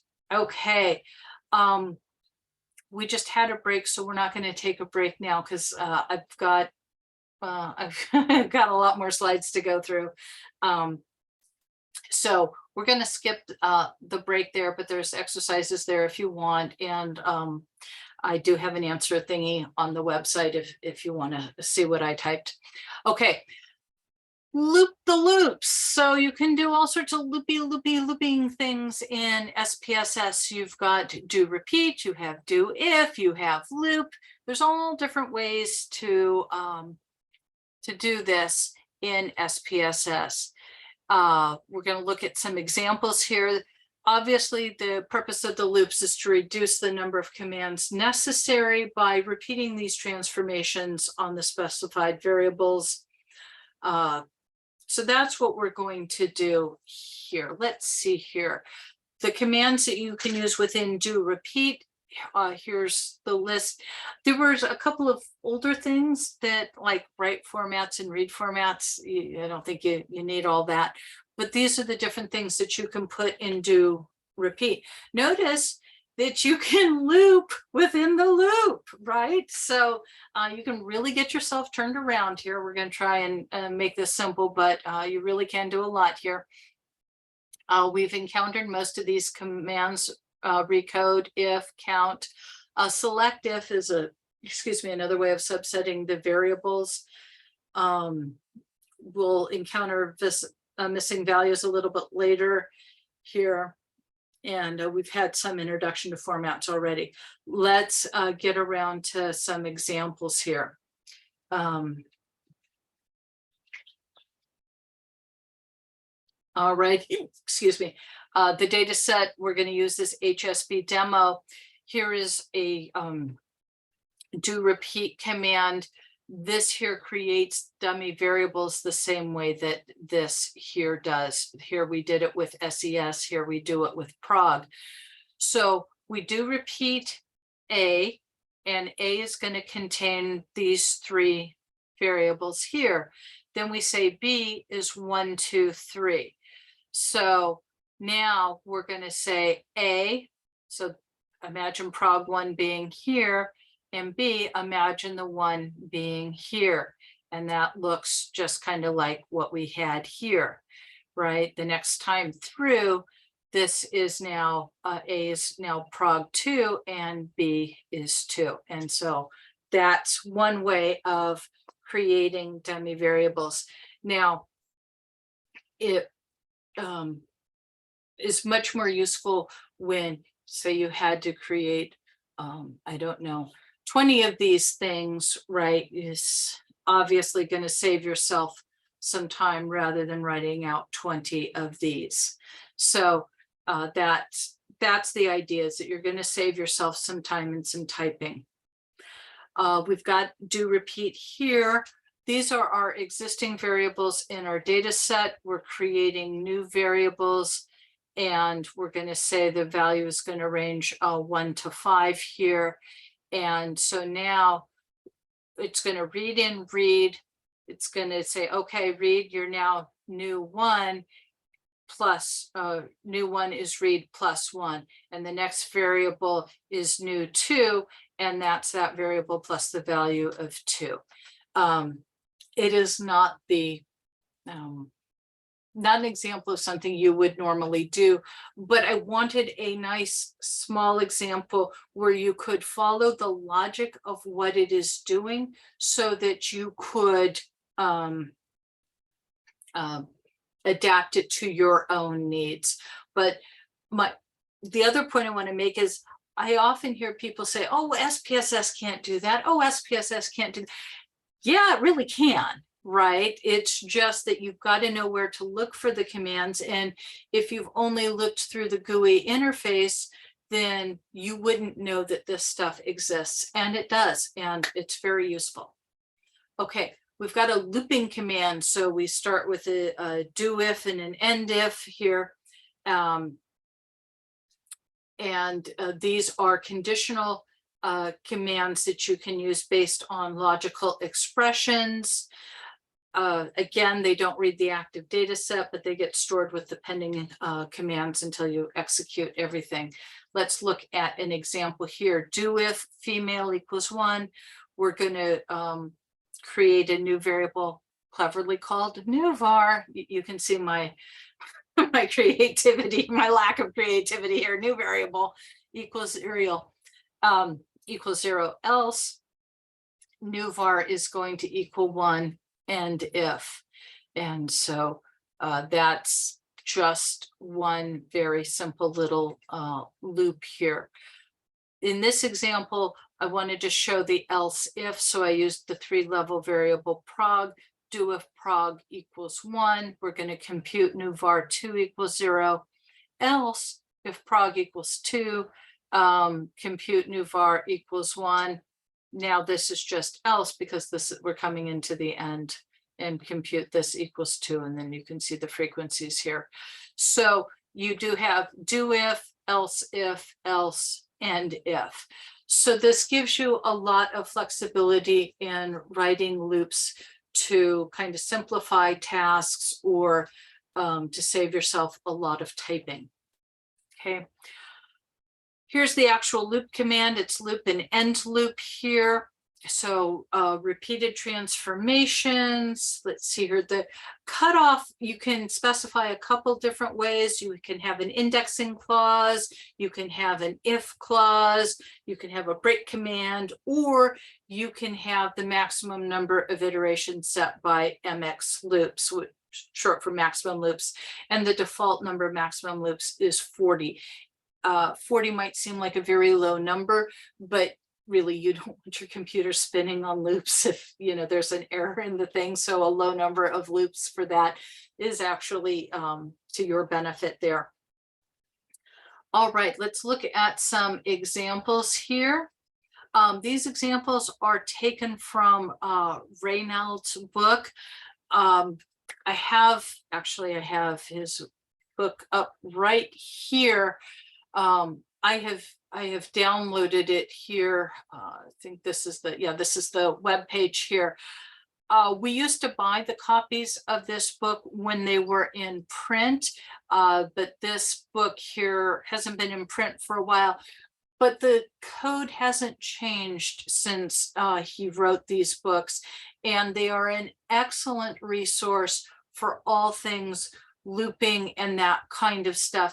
And I want to give you those resources because it's actually difficult to find examples and explanations of these commands online because they don't get used that much, because they're not in the point and click interface, although I don't know how you could put a loop in a point and click interface. But like we've already established, I'm not that creative, so maybe someone could figure it out. But at any point, you can download this book, and he's got excellent examples in here.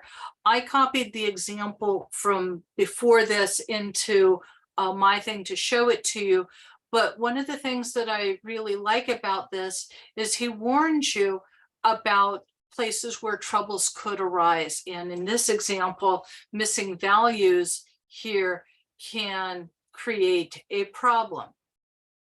All right, so he puts in a little data set. You can see your missing values here. And then this is never evaluated because of the missing values. So the solution here is to reorg your code like this. But these are the kinds of gems that you will find in this book, and don't let the publication date be off-putting to you. There's real gold to be found here. Okay, so his book here, he starts off with a little example data set, and what he's doing is changing the max loops from 40 down to 10. Now, he always uses the dash because in times past on different operating systems, you actually needed to have the dash. On a PC or on a Mac, you don't need the dash. And so you can eliminate that. And he follows the SPSS style of having caps for the commands and lowercase for what he's contributing here. So another way to do this is based on the indexing clause. And so here we used I and we set it 1 to 9. And another way to do it is to use this loop if. And so it'll do this while the condition is not encountered. So, oh, and then that's the end of it. So you can use it with the end loop if here. So lots of good condition, or lots of good examples here. Here he's using break to stop it. Anyhow, you can use the loop. There's lots of great things to do with it. Play around with it. Okay, it takes a little bit of experience to get used to it, but it can be very helpful. Here we're going to use our HSP demo data set, the N of cases. We've set it down to 20 here, and this is just another example of using a loop if here. But anyhow, just more examples. One last thing I wanted to talk about in loops is this preserve restore. And if you're a Stata user, it's very different than what it means in Stata, so don't make that mistake. Preserve tells a SPSS to store all of the current set specifications, and we'll get to what set is in a second, and the current working directory. And then restore says, put everything back the way you found it when you're done here. So preserve is our command. We're setting max loops up to 100. When we're out of hit and we hit restore, this set max loops falls back to 40, which is the default. So, or wherever it was set before SPSS encountered the preserve command. So anyhow, you can use that to avoid having to set and then reset all sorts of different specifications there. And that's what I wanted to convey there. All right. I still have, I'm running out of time here, so I'm going to go quickly through. Does anybody have any questions about loops?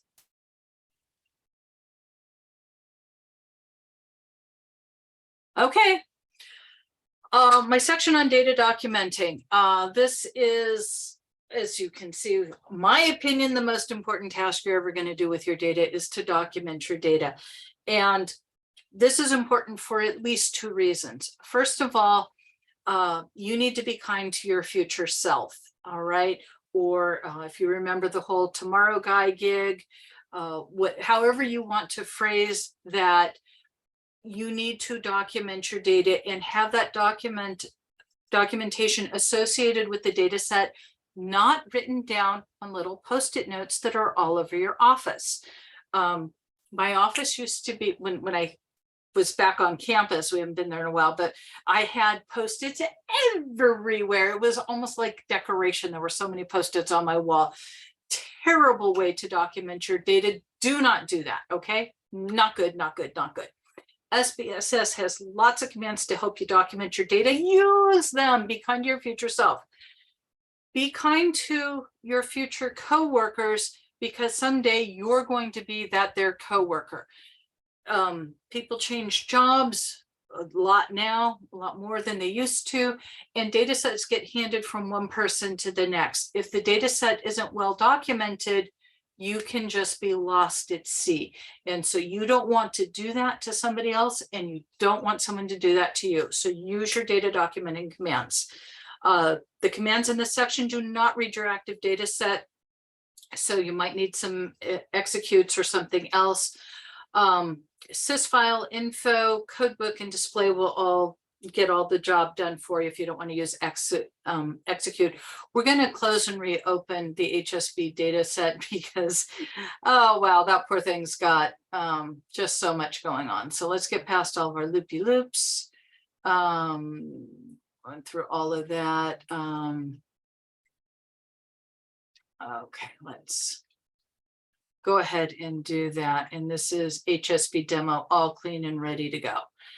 All righty, what do we got? Sys file info. You do actually have to give the path specification, and because you're giving the path specification, it should tell you that it's working off of the saved data set, not the active data set. So right before I had run this command to get the new file in, just the fresh copy of the old data set, I had all sorts of stuff done to it. If I had run sys file info, then I would have gotten what was saved on my hard drive, not what was in the active data set, which was all those changes here. So let's go ahead and rock that. And you can see here, that big here, this is where it's saved. You can see that it's an SPSS data file. It was created on June 6th of 2011. That's great. There's no label. This is the character encoding here. Other things that are here, 200 cases, 13 variables. They are not weighted. The data set is compressed. We'll get to that in a minute. This is the position in the data file. If it's got a variable label, if it's got a measurement label, this is the format. So all these Fs mean floats. They're all numeric, your column width, your alignment, and then your value labels. Wow. Okay. Great stuff. Need to know all this. That's one command that you can use is sysfile info. Let's see here. The codebook command is another command that you can use to get information about this data set. There's a ton of stuff in my output file, so I'm going to highlight this and I'm going to click my delete key just to start off fresh. Okay. If you just run codebook, this is what you get. So you can see my command's been echoed. Here are all the variables. It's in position 1, it's numeric, there's the format. Because it is a scale, it gives you these statistics. If it's nominal, it gives you percents. So that's what you get out of this. Now, what's missing here, well, where's the file located? What's the stuff about the file itself? These are the variables, that's great, but what about the file? And so here I ask for some file information. I ask for the name, the location, the file, if there are any documents in the case count. So that information that I wanted is up here. It tells me the name of the file. It tells me where it is located, how many cases, that kind of stuff. For my purposes, I always want to know where the file is located. I've been doing this for a very long time. I have lots and lots of files and lots of folders, and anything that helps me to find stuff is all good in my book. So I like adding that in there.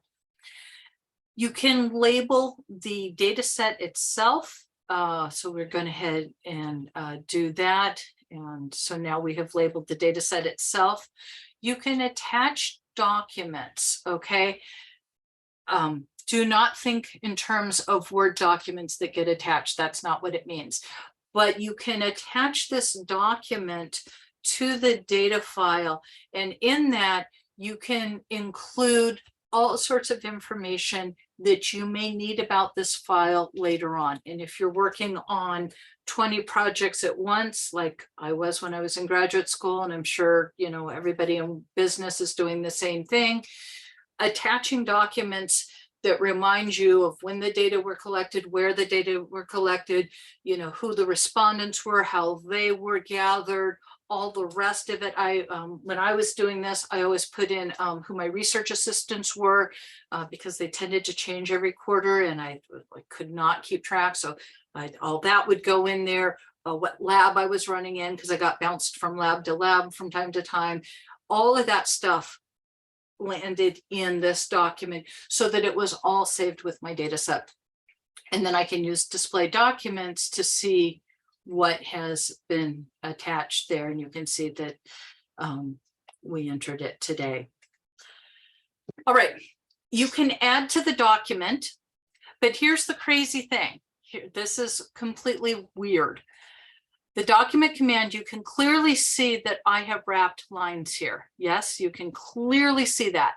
But the add document command, you cannot wrap lines. And I don't know why, but it doesn't work. And so that's why I have this quote here, quote here. These empty quotes here, add a blank line if you need to do that. And then you can do this. So you can go ahead and run this, and then you can see here's the original, here's my blank line, and adding more information is necessary. So there you go. So let's see here. You can drop documents. So you can, whoops, let's run those two lines together. We can drop the documents. Oops, there's no documents. Got a little warning there. Let's go put our document back. Okay, so we got our document back. All right, so we're good to go. You can also assign data file attributes. Okay, now people are a little bit confused. What's the difference between a document and an attribute? So attributes are things that you specify here, and you can put in, say, creation dates and revision dates and stuff like this. So let's go ahead and look at that. And so now I have these attributes associated with this, and I can associate attributes with the data file, and later on we'll see us associating attributes with variables. But again, another way to add information to the data set so that you can document what you're doing, when you're doing it, who, what, where, how, why, under what condition, all the rest of it, so that you are good to go. Variable labels. So these are the, let's come over here, HSB. These are the variable labels. If you were wondering how this got in here without you just typing in there, well, you use the variable labels command. You did something like this, and you see that it echoes, and then we come over here, and here we see that we've added these in. Okay. Redoing this real quick so that I have something where I can put in labels. And then you do this. And so the code book, you can see SES1. And then here are my labels that I've put in here. Okay. We're familiar with $ case num here. And what I'm doing here is adding value labels. So I had value labels here. Let's say that I did this while I was collecting data, and now I say, oh my gosh, we went out and collected more data and there's another value in there. I need to add value labels. This is how you go ahead and do it. And then I just went ahead and did this. Okay. And so now when I said var info value labels, that's all that I got here. So just showing different options that you can use on Codebook as we're going through these commands here. Oh, you can apply value labels to lots of variables all at once. So for example, if I had a variable v1 to v10 and they were all yes, no questions, I can use this one command and voila, I've got yes, no. Or if you have the Likert kind of scales, you know, really disagree, somewhat disagree, neutral, sort of agree, really agree. You don't want to have to type that over and over again. So you can apply it to all the variables. And if you don't use to, you can just put in the variable names you want it to apply to. And that is far better than having to go in here and type it all in over and over and over again, because that's like really tedious. Okay, variable attribute. Just showing off a couple of things here. So we have variables, we have the female and SES, and the attribute I'm going to call it is demographics. And I say that it's multiple choice because you could choose, you know, if you were male or female, and you could choose, you know, what your SES was. And then for the variables, read, write, math, science, social studies, the attribute is tests, and that's not multiple choice. So I just did something like that. I'm sure you'll come up with something better, but there you go. So you can see the attributes there. And then the code book. Oh yeah, I was put this in here. So SES, treat this as ordered. You do need the square brackets, parens won't work, it's got to be, but treat this as ordered, treat this as scale, treat this as scale, treat this as scale. And remember when we saw back up here that it would treat scale and ordinal or nominal differently. So even if this was treated as nominal, I can treat it as ordinal for purposes of running the code book here. And you can put in all sorts of stuff in here to get the code book information. And you know, this is all very important. It's important to see that it is all done. We've got a consultant who spent a lot of time doing code books for different projects, and this is the kind of thing that she would be looking at to make sure that everything was filled in and everything made sense here. So you want to look at that and make sure that you're good to go there. There is an apply dictionary command. I don't have a good example of it, but what it means is that you have the dictionary information from one SPSS data file and you want to apply it to another SPSS data file. So For example, let us say that you collected data in January, February, March, and April, and you did all the codebook stuff for January. Well, the February, March, and April data sets would have all the same codebook. So instead of redoing all that, you can apply the dictionary to the different data sets, and very much in the same way that for SAS, you can use the formats with different data sets. The variable display commands. Okay, there's variable display commands here, and what they are working on here, if you come over here, this is what I mean by variable display. So you obviously, we know how to change the name and the numeric, but how do you change these things without getting in here and pointing and clicking? Oh, and you can see here, here's our data file attributes in here. So we have data file attributes showing up over here now. How do you mess with these things? Well, what you do is you use these commands. So here's the alignment, and for female and SES, I want it to be left aligned. Let's see, where'd you go? Here you go. Whoops. There you go. And so now see how that they're left aligned there. Okay, so it just messes with the alignment here. See how they're over here on the left rather than on the right. It's a display thing. It's totally a display thing. But sometimes I use these things if I'm preparing a data set that I'm going to post online and I want everything to be perfect, then I write the code to do this.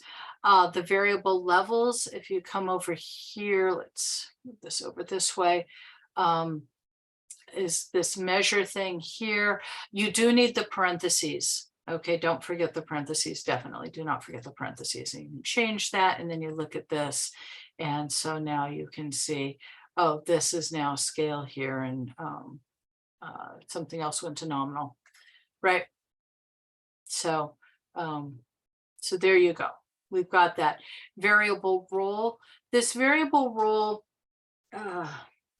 okay, for syntax, it's meaningless, but after SPSS got bought out by IBM, IBM was trying to take SPSS in a different direction, and they started talking about targets and inputs and stuff like that. And what would happen is that depending on the role the variable would play, it may or may not show up in the variable things for the point and click interface. So you working through a point and click interface and you see your list of variables, and like not all the variables are there. And I can't tell you when they introduced this how many people came into consulting just freaked out because their variables had gone MIA, and but I see it in here and it's not in my variable list. What happened? It's the variable role thing. And so you can change that up with this command here, the variable role, and you can do that. The variable width is, let's see here, that's the width column over here. So the width for ID is 3 and for CID is 2. If I run this, then you can see, oh, whoops, am I in the wrong data set? I set it up to a higher number. So there's that. We've got formats. You can change the right format. Let's see here. I'm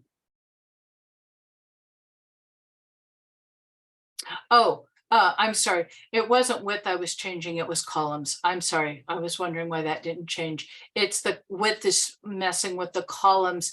This width here has to do with the formats, and we'll be mucking with that right here. So we can do our formats here. Okay, there we go. So the format here, if I say 4.2, what that means is you have 4 spaces, 1 decimal point, and 2 up to 2 decimal places, right? But I only had 4 to begin with, So I can't have 2 decimal places because there's the 1, there's 2, there's 3, and there's the 4. So that's why it's like this. If I bump it up to 6.4, now I have 6 places to play with. So there's 1, 2, 3, and now I've got the 3 decimal places here. So that's what the formats are. And this is helpful to you when you want to go present your output somewhere, whether you're making a poster or you're doing some sort of presentation, you're writing a paper or something. Instead of having to manually adjust all the decimal places, you can mess with the format, and then that will make your life a lot easier there. Remember that the format is just that, it is a format. It is not impacting the underlying value of the variable. So even if instead of just 35, this was 35.123456789, if it's displayed like this or displayed like this or displayed some other way, the underlying value has not changed. It's just the format value that has changed there. Let's see here, HSB demo. Yeah, so you can see that we have been messing around with this. And then here's your width. See how your width changed here. So we got that. Missing data. The next section's on missing data. Does anybody have any questions while we move down to missing data?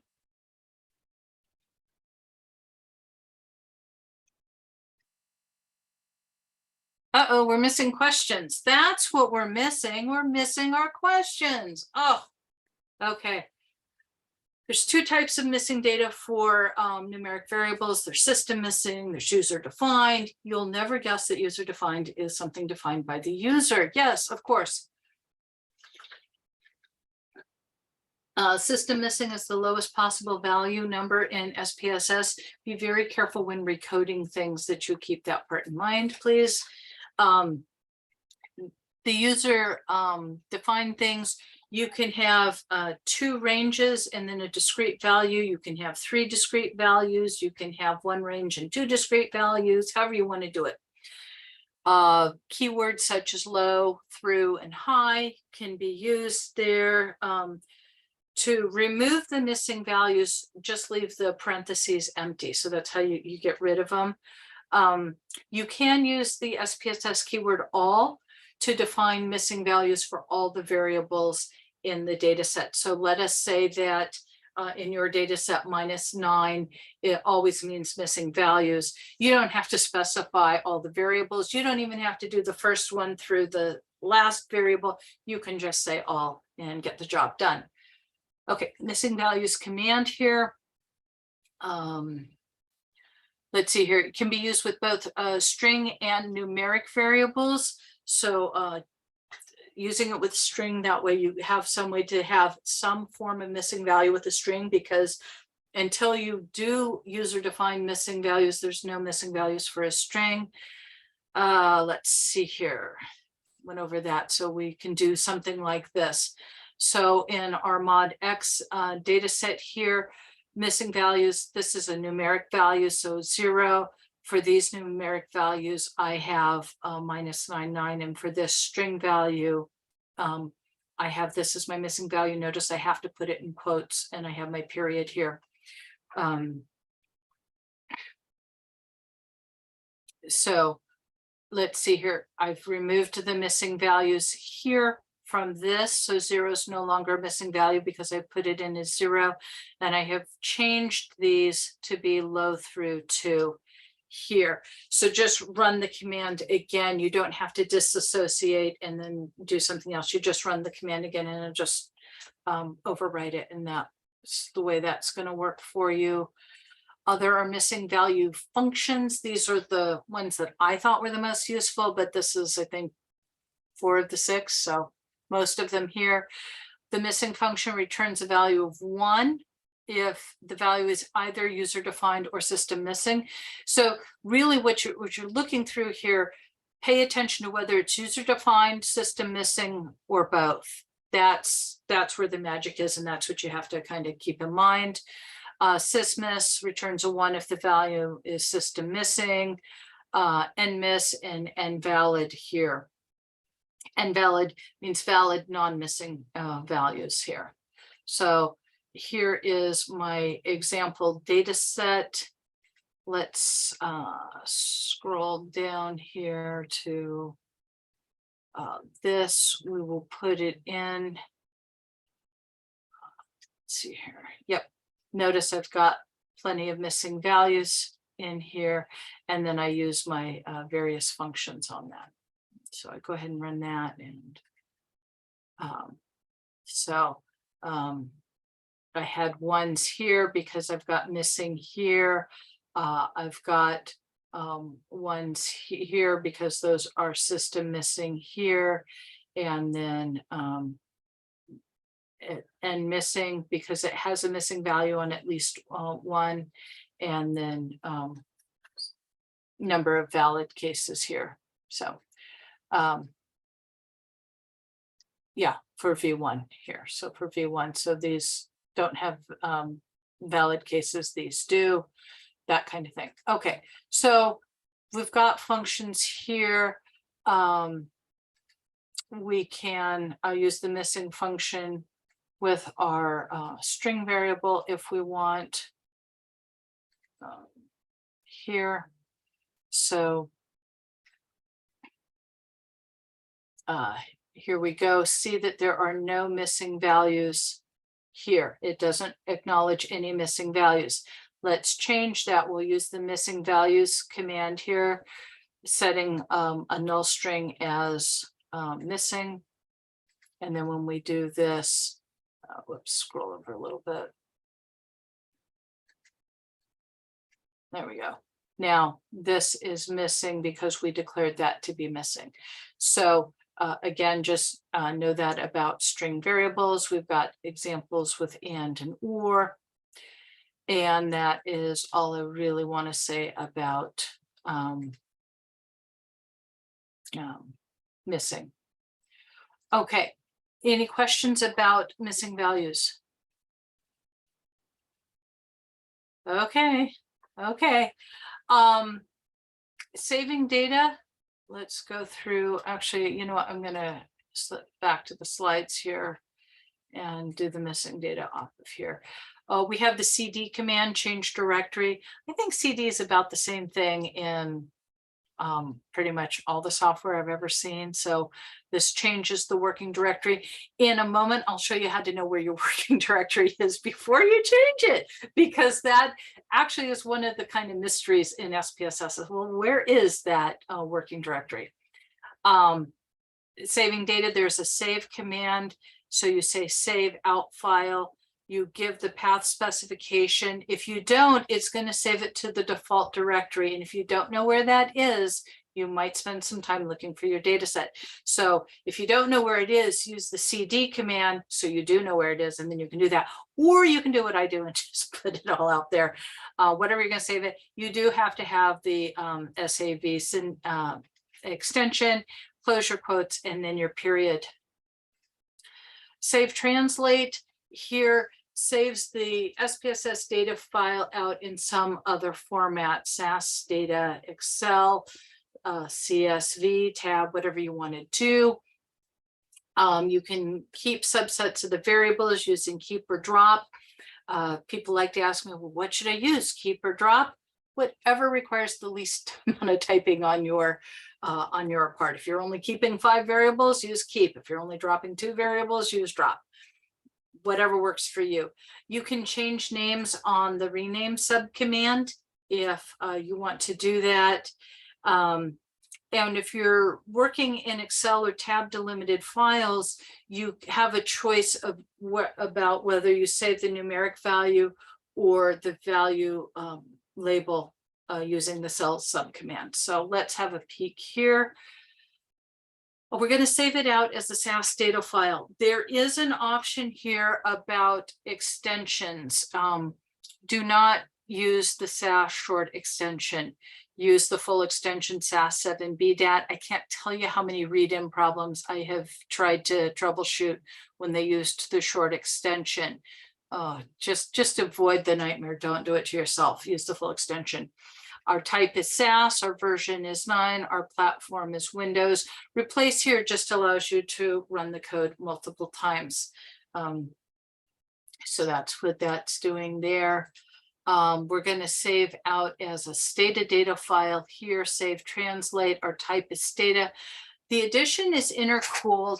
I'm not sure what, I'm eager to see the next version of SPSS because Stata changed. It's no longer called intercooled, it's called BE for base edition. So I wonder if they're going to add another option there. I don't know. Our extension here is DTA. Don't forget that. Even though it says Stata, you still have to put that in yourself. Saving it out as an Excel file here. You know, that's pretty easy. CSV here.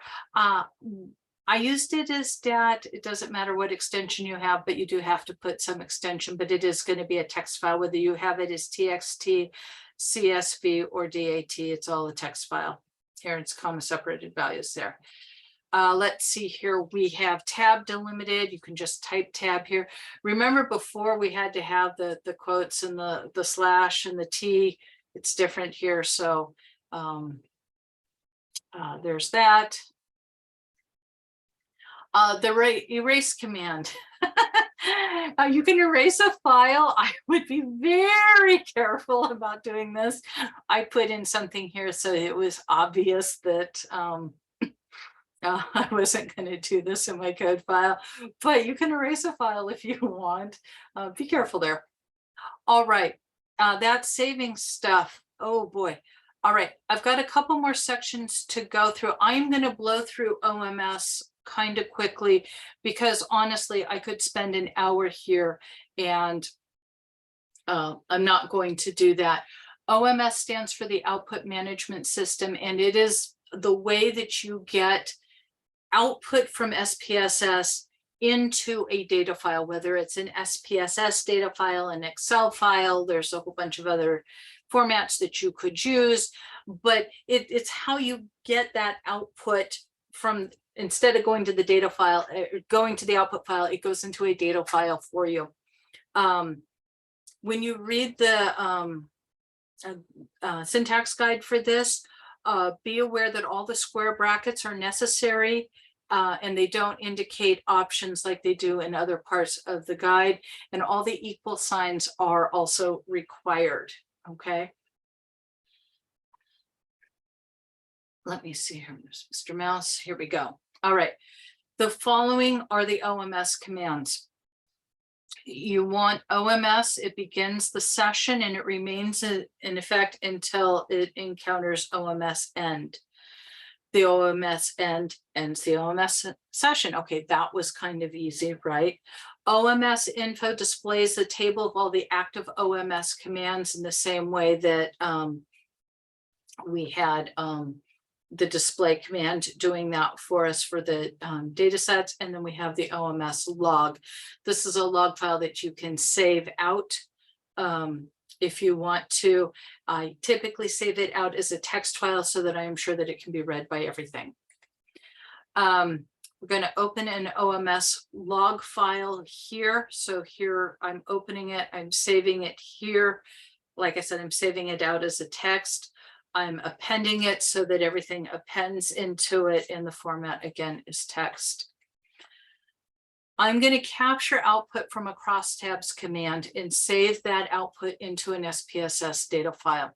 So I say OMS, select the tables, and then go ahead and say that the destination, my format is an SAV file, and it is to be saved here. Okay. If the command is crosstabs and the subtype is cross tabulation, and I believe they are case sensitive, sorry about that, then this is going to get caught up. And then you say crosstabs, here's my tables, I end it, and then you can go look at the file. So that's really kind of the crux of what it looks like.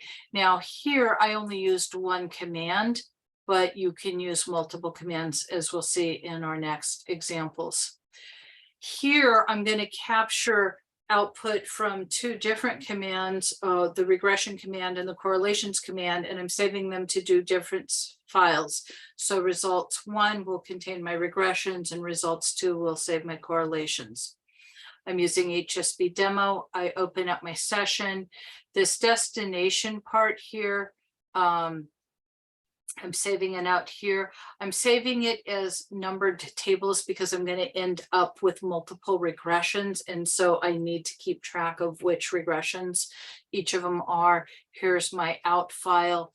And if the command is regression and my subtype is coefficients, that's what I'm going to capture. And I'm going to call that reg. Now I'm opening another one, OMS select tables. Here's my destination file, correlations command, the correlations table. I'm going to call that core. I'm going to run these commands here, and then I'm going to close core and run another regression command, and then run a third regression command, and then I'm going to close it out and then look at these files. And so what I was trying to convey there is that you can have multiple sessions open concurrently if your analysis plan calls for running multiple regressions where you have just a few variables and then you add more variables and then you add more variables. You can output all of that to an SPSS data file or to an Excel file. And if that gets you closer to doing the table for your publication or your poster, whatever you're doing, then that's what it's there to help you with. Okay, the show command. The show command is arguably one of the real shows in SPSS. Yes, no, you really want to do that. I've got show license, show seed, show directory, version, and format. Let's go ahead and rock those commands here.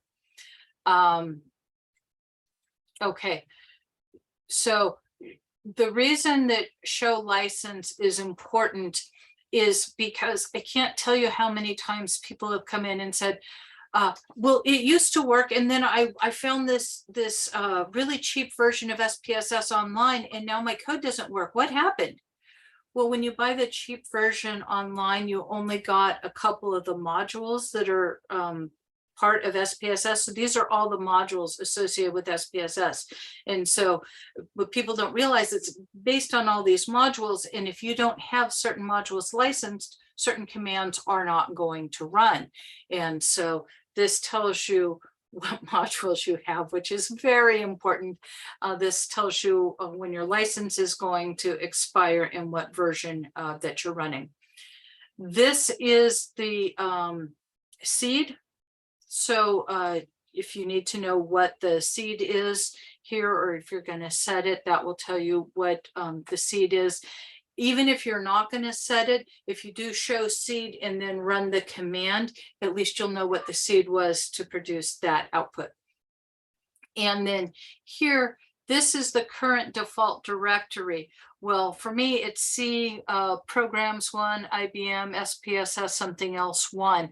And so that's how you find out where that mysterious default directory is. So you might want to have that information there. Okay, great resources. I told you about Reynold. Maria Neresis, I'm probably mispronouncing her name. I do apologize to her. She wrote a number of books, and again, don't let the fact that they're for SPSS 19 put you off. She's got a lot of really great data management information in the books. And so have a look at those. You can buy the books, or you can, I think you can just download them now because they're so old, but still great information. Andy Field wrote a series of books. I think he's still publishing, and he focuses more on procedures than on data management, but another author worthy of some attention. Finishing up here, let me talk about extension commands for just a couple minutes, and then we will close up and turn it over for questions. Let's see here. Where is it here? Okay, the extensions here, if you come up to the top of SPSS, click on extensions and come here to extension hub. If you click here, it will come up. Takes a second. Okay, so here we go. These are community contributed commands to SPSS, and I have to say they've made it super simple to not only get those commands, but to get the updated version of those commands, and that is super awesome sauce. Now, you can see that some of them are written in SPSS syntax, Java, Python, or R. If they're written in SPSS, Java, or either version of Python, everything you need to run those commands installed when you installed SPSS, and you don't have to do anything additional. If you want to use something that requires R, then you have to go install R, but you have to pay attention to which version of R you install, because when SPSS is doing this, obviously they're in production mode and they're using what's the current version of R when they're in production mode, and then they release their product. Well, if another version of R has come out since then, it's not going to work with this because it only works with what they were working with. So you've got to know kind of what version of R to use. And these here come up when I do this. I think I installed R37 or something like that, but this is what they call the R bridge, and this is what bridges SPSS in R so that you can use these things. I don't need these bridges installed because I've got the 3.7 bridge installed on mine. So there's that kind of stuff there. You can click on prerequisites, and here you can see I can't install this one because notice it requires the patch that I don't have on this installation here. So it will tell you what is required. You can see that it is requiring more than I have. Do I have the plugin for Python? Yes, I do, and I need it. I don't need the plugin for R, but I already have it. So you can get more information here. So that's what you're looking for. If you come over here, it will tell you your state, you know.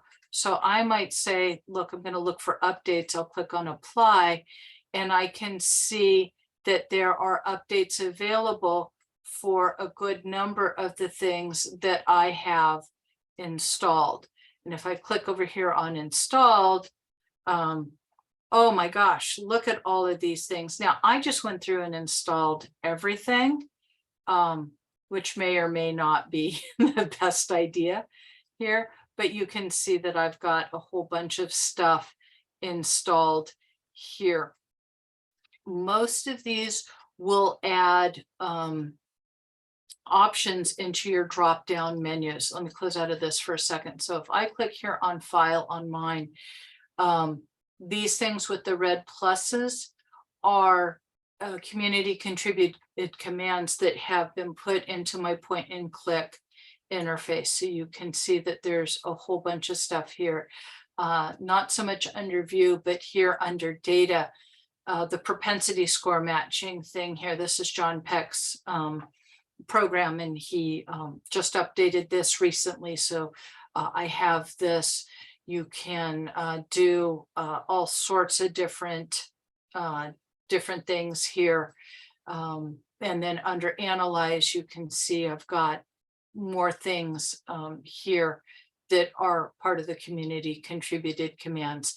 So I really do suggest that you go ahead and have a look at what is available here. And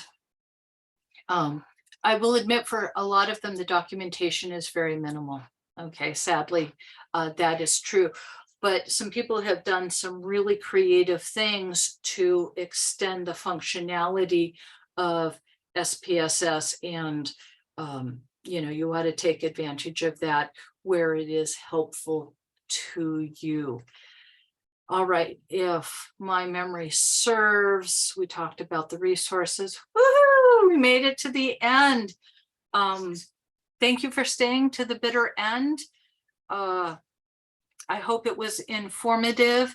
If you have questions, now is the time. So please feel free to unmute yourself and talk to me. Who has a question about what?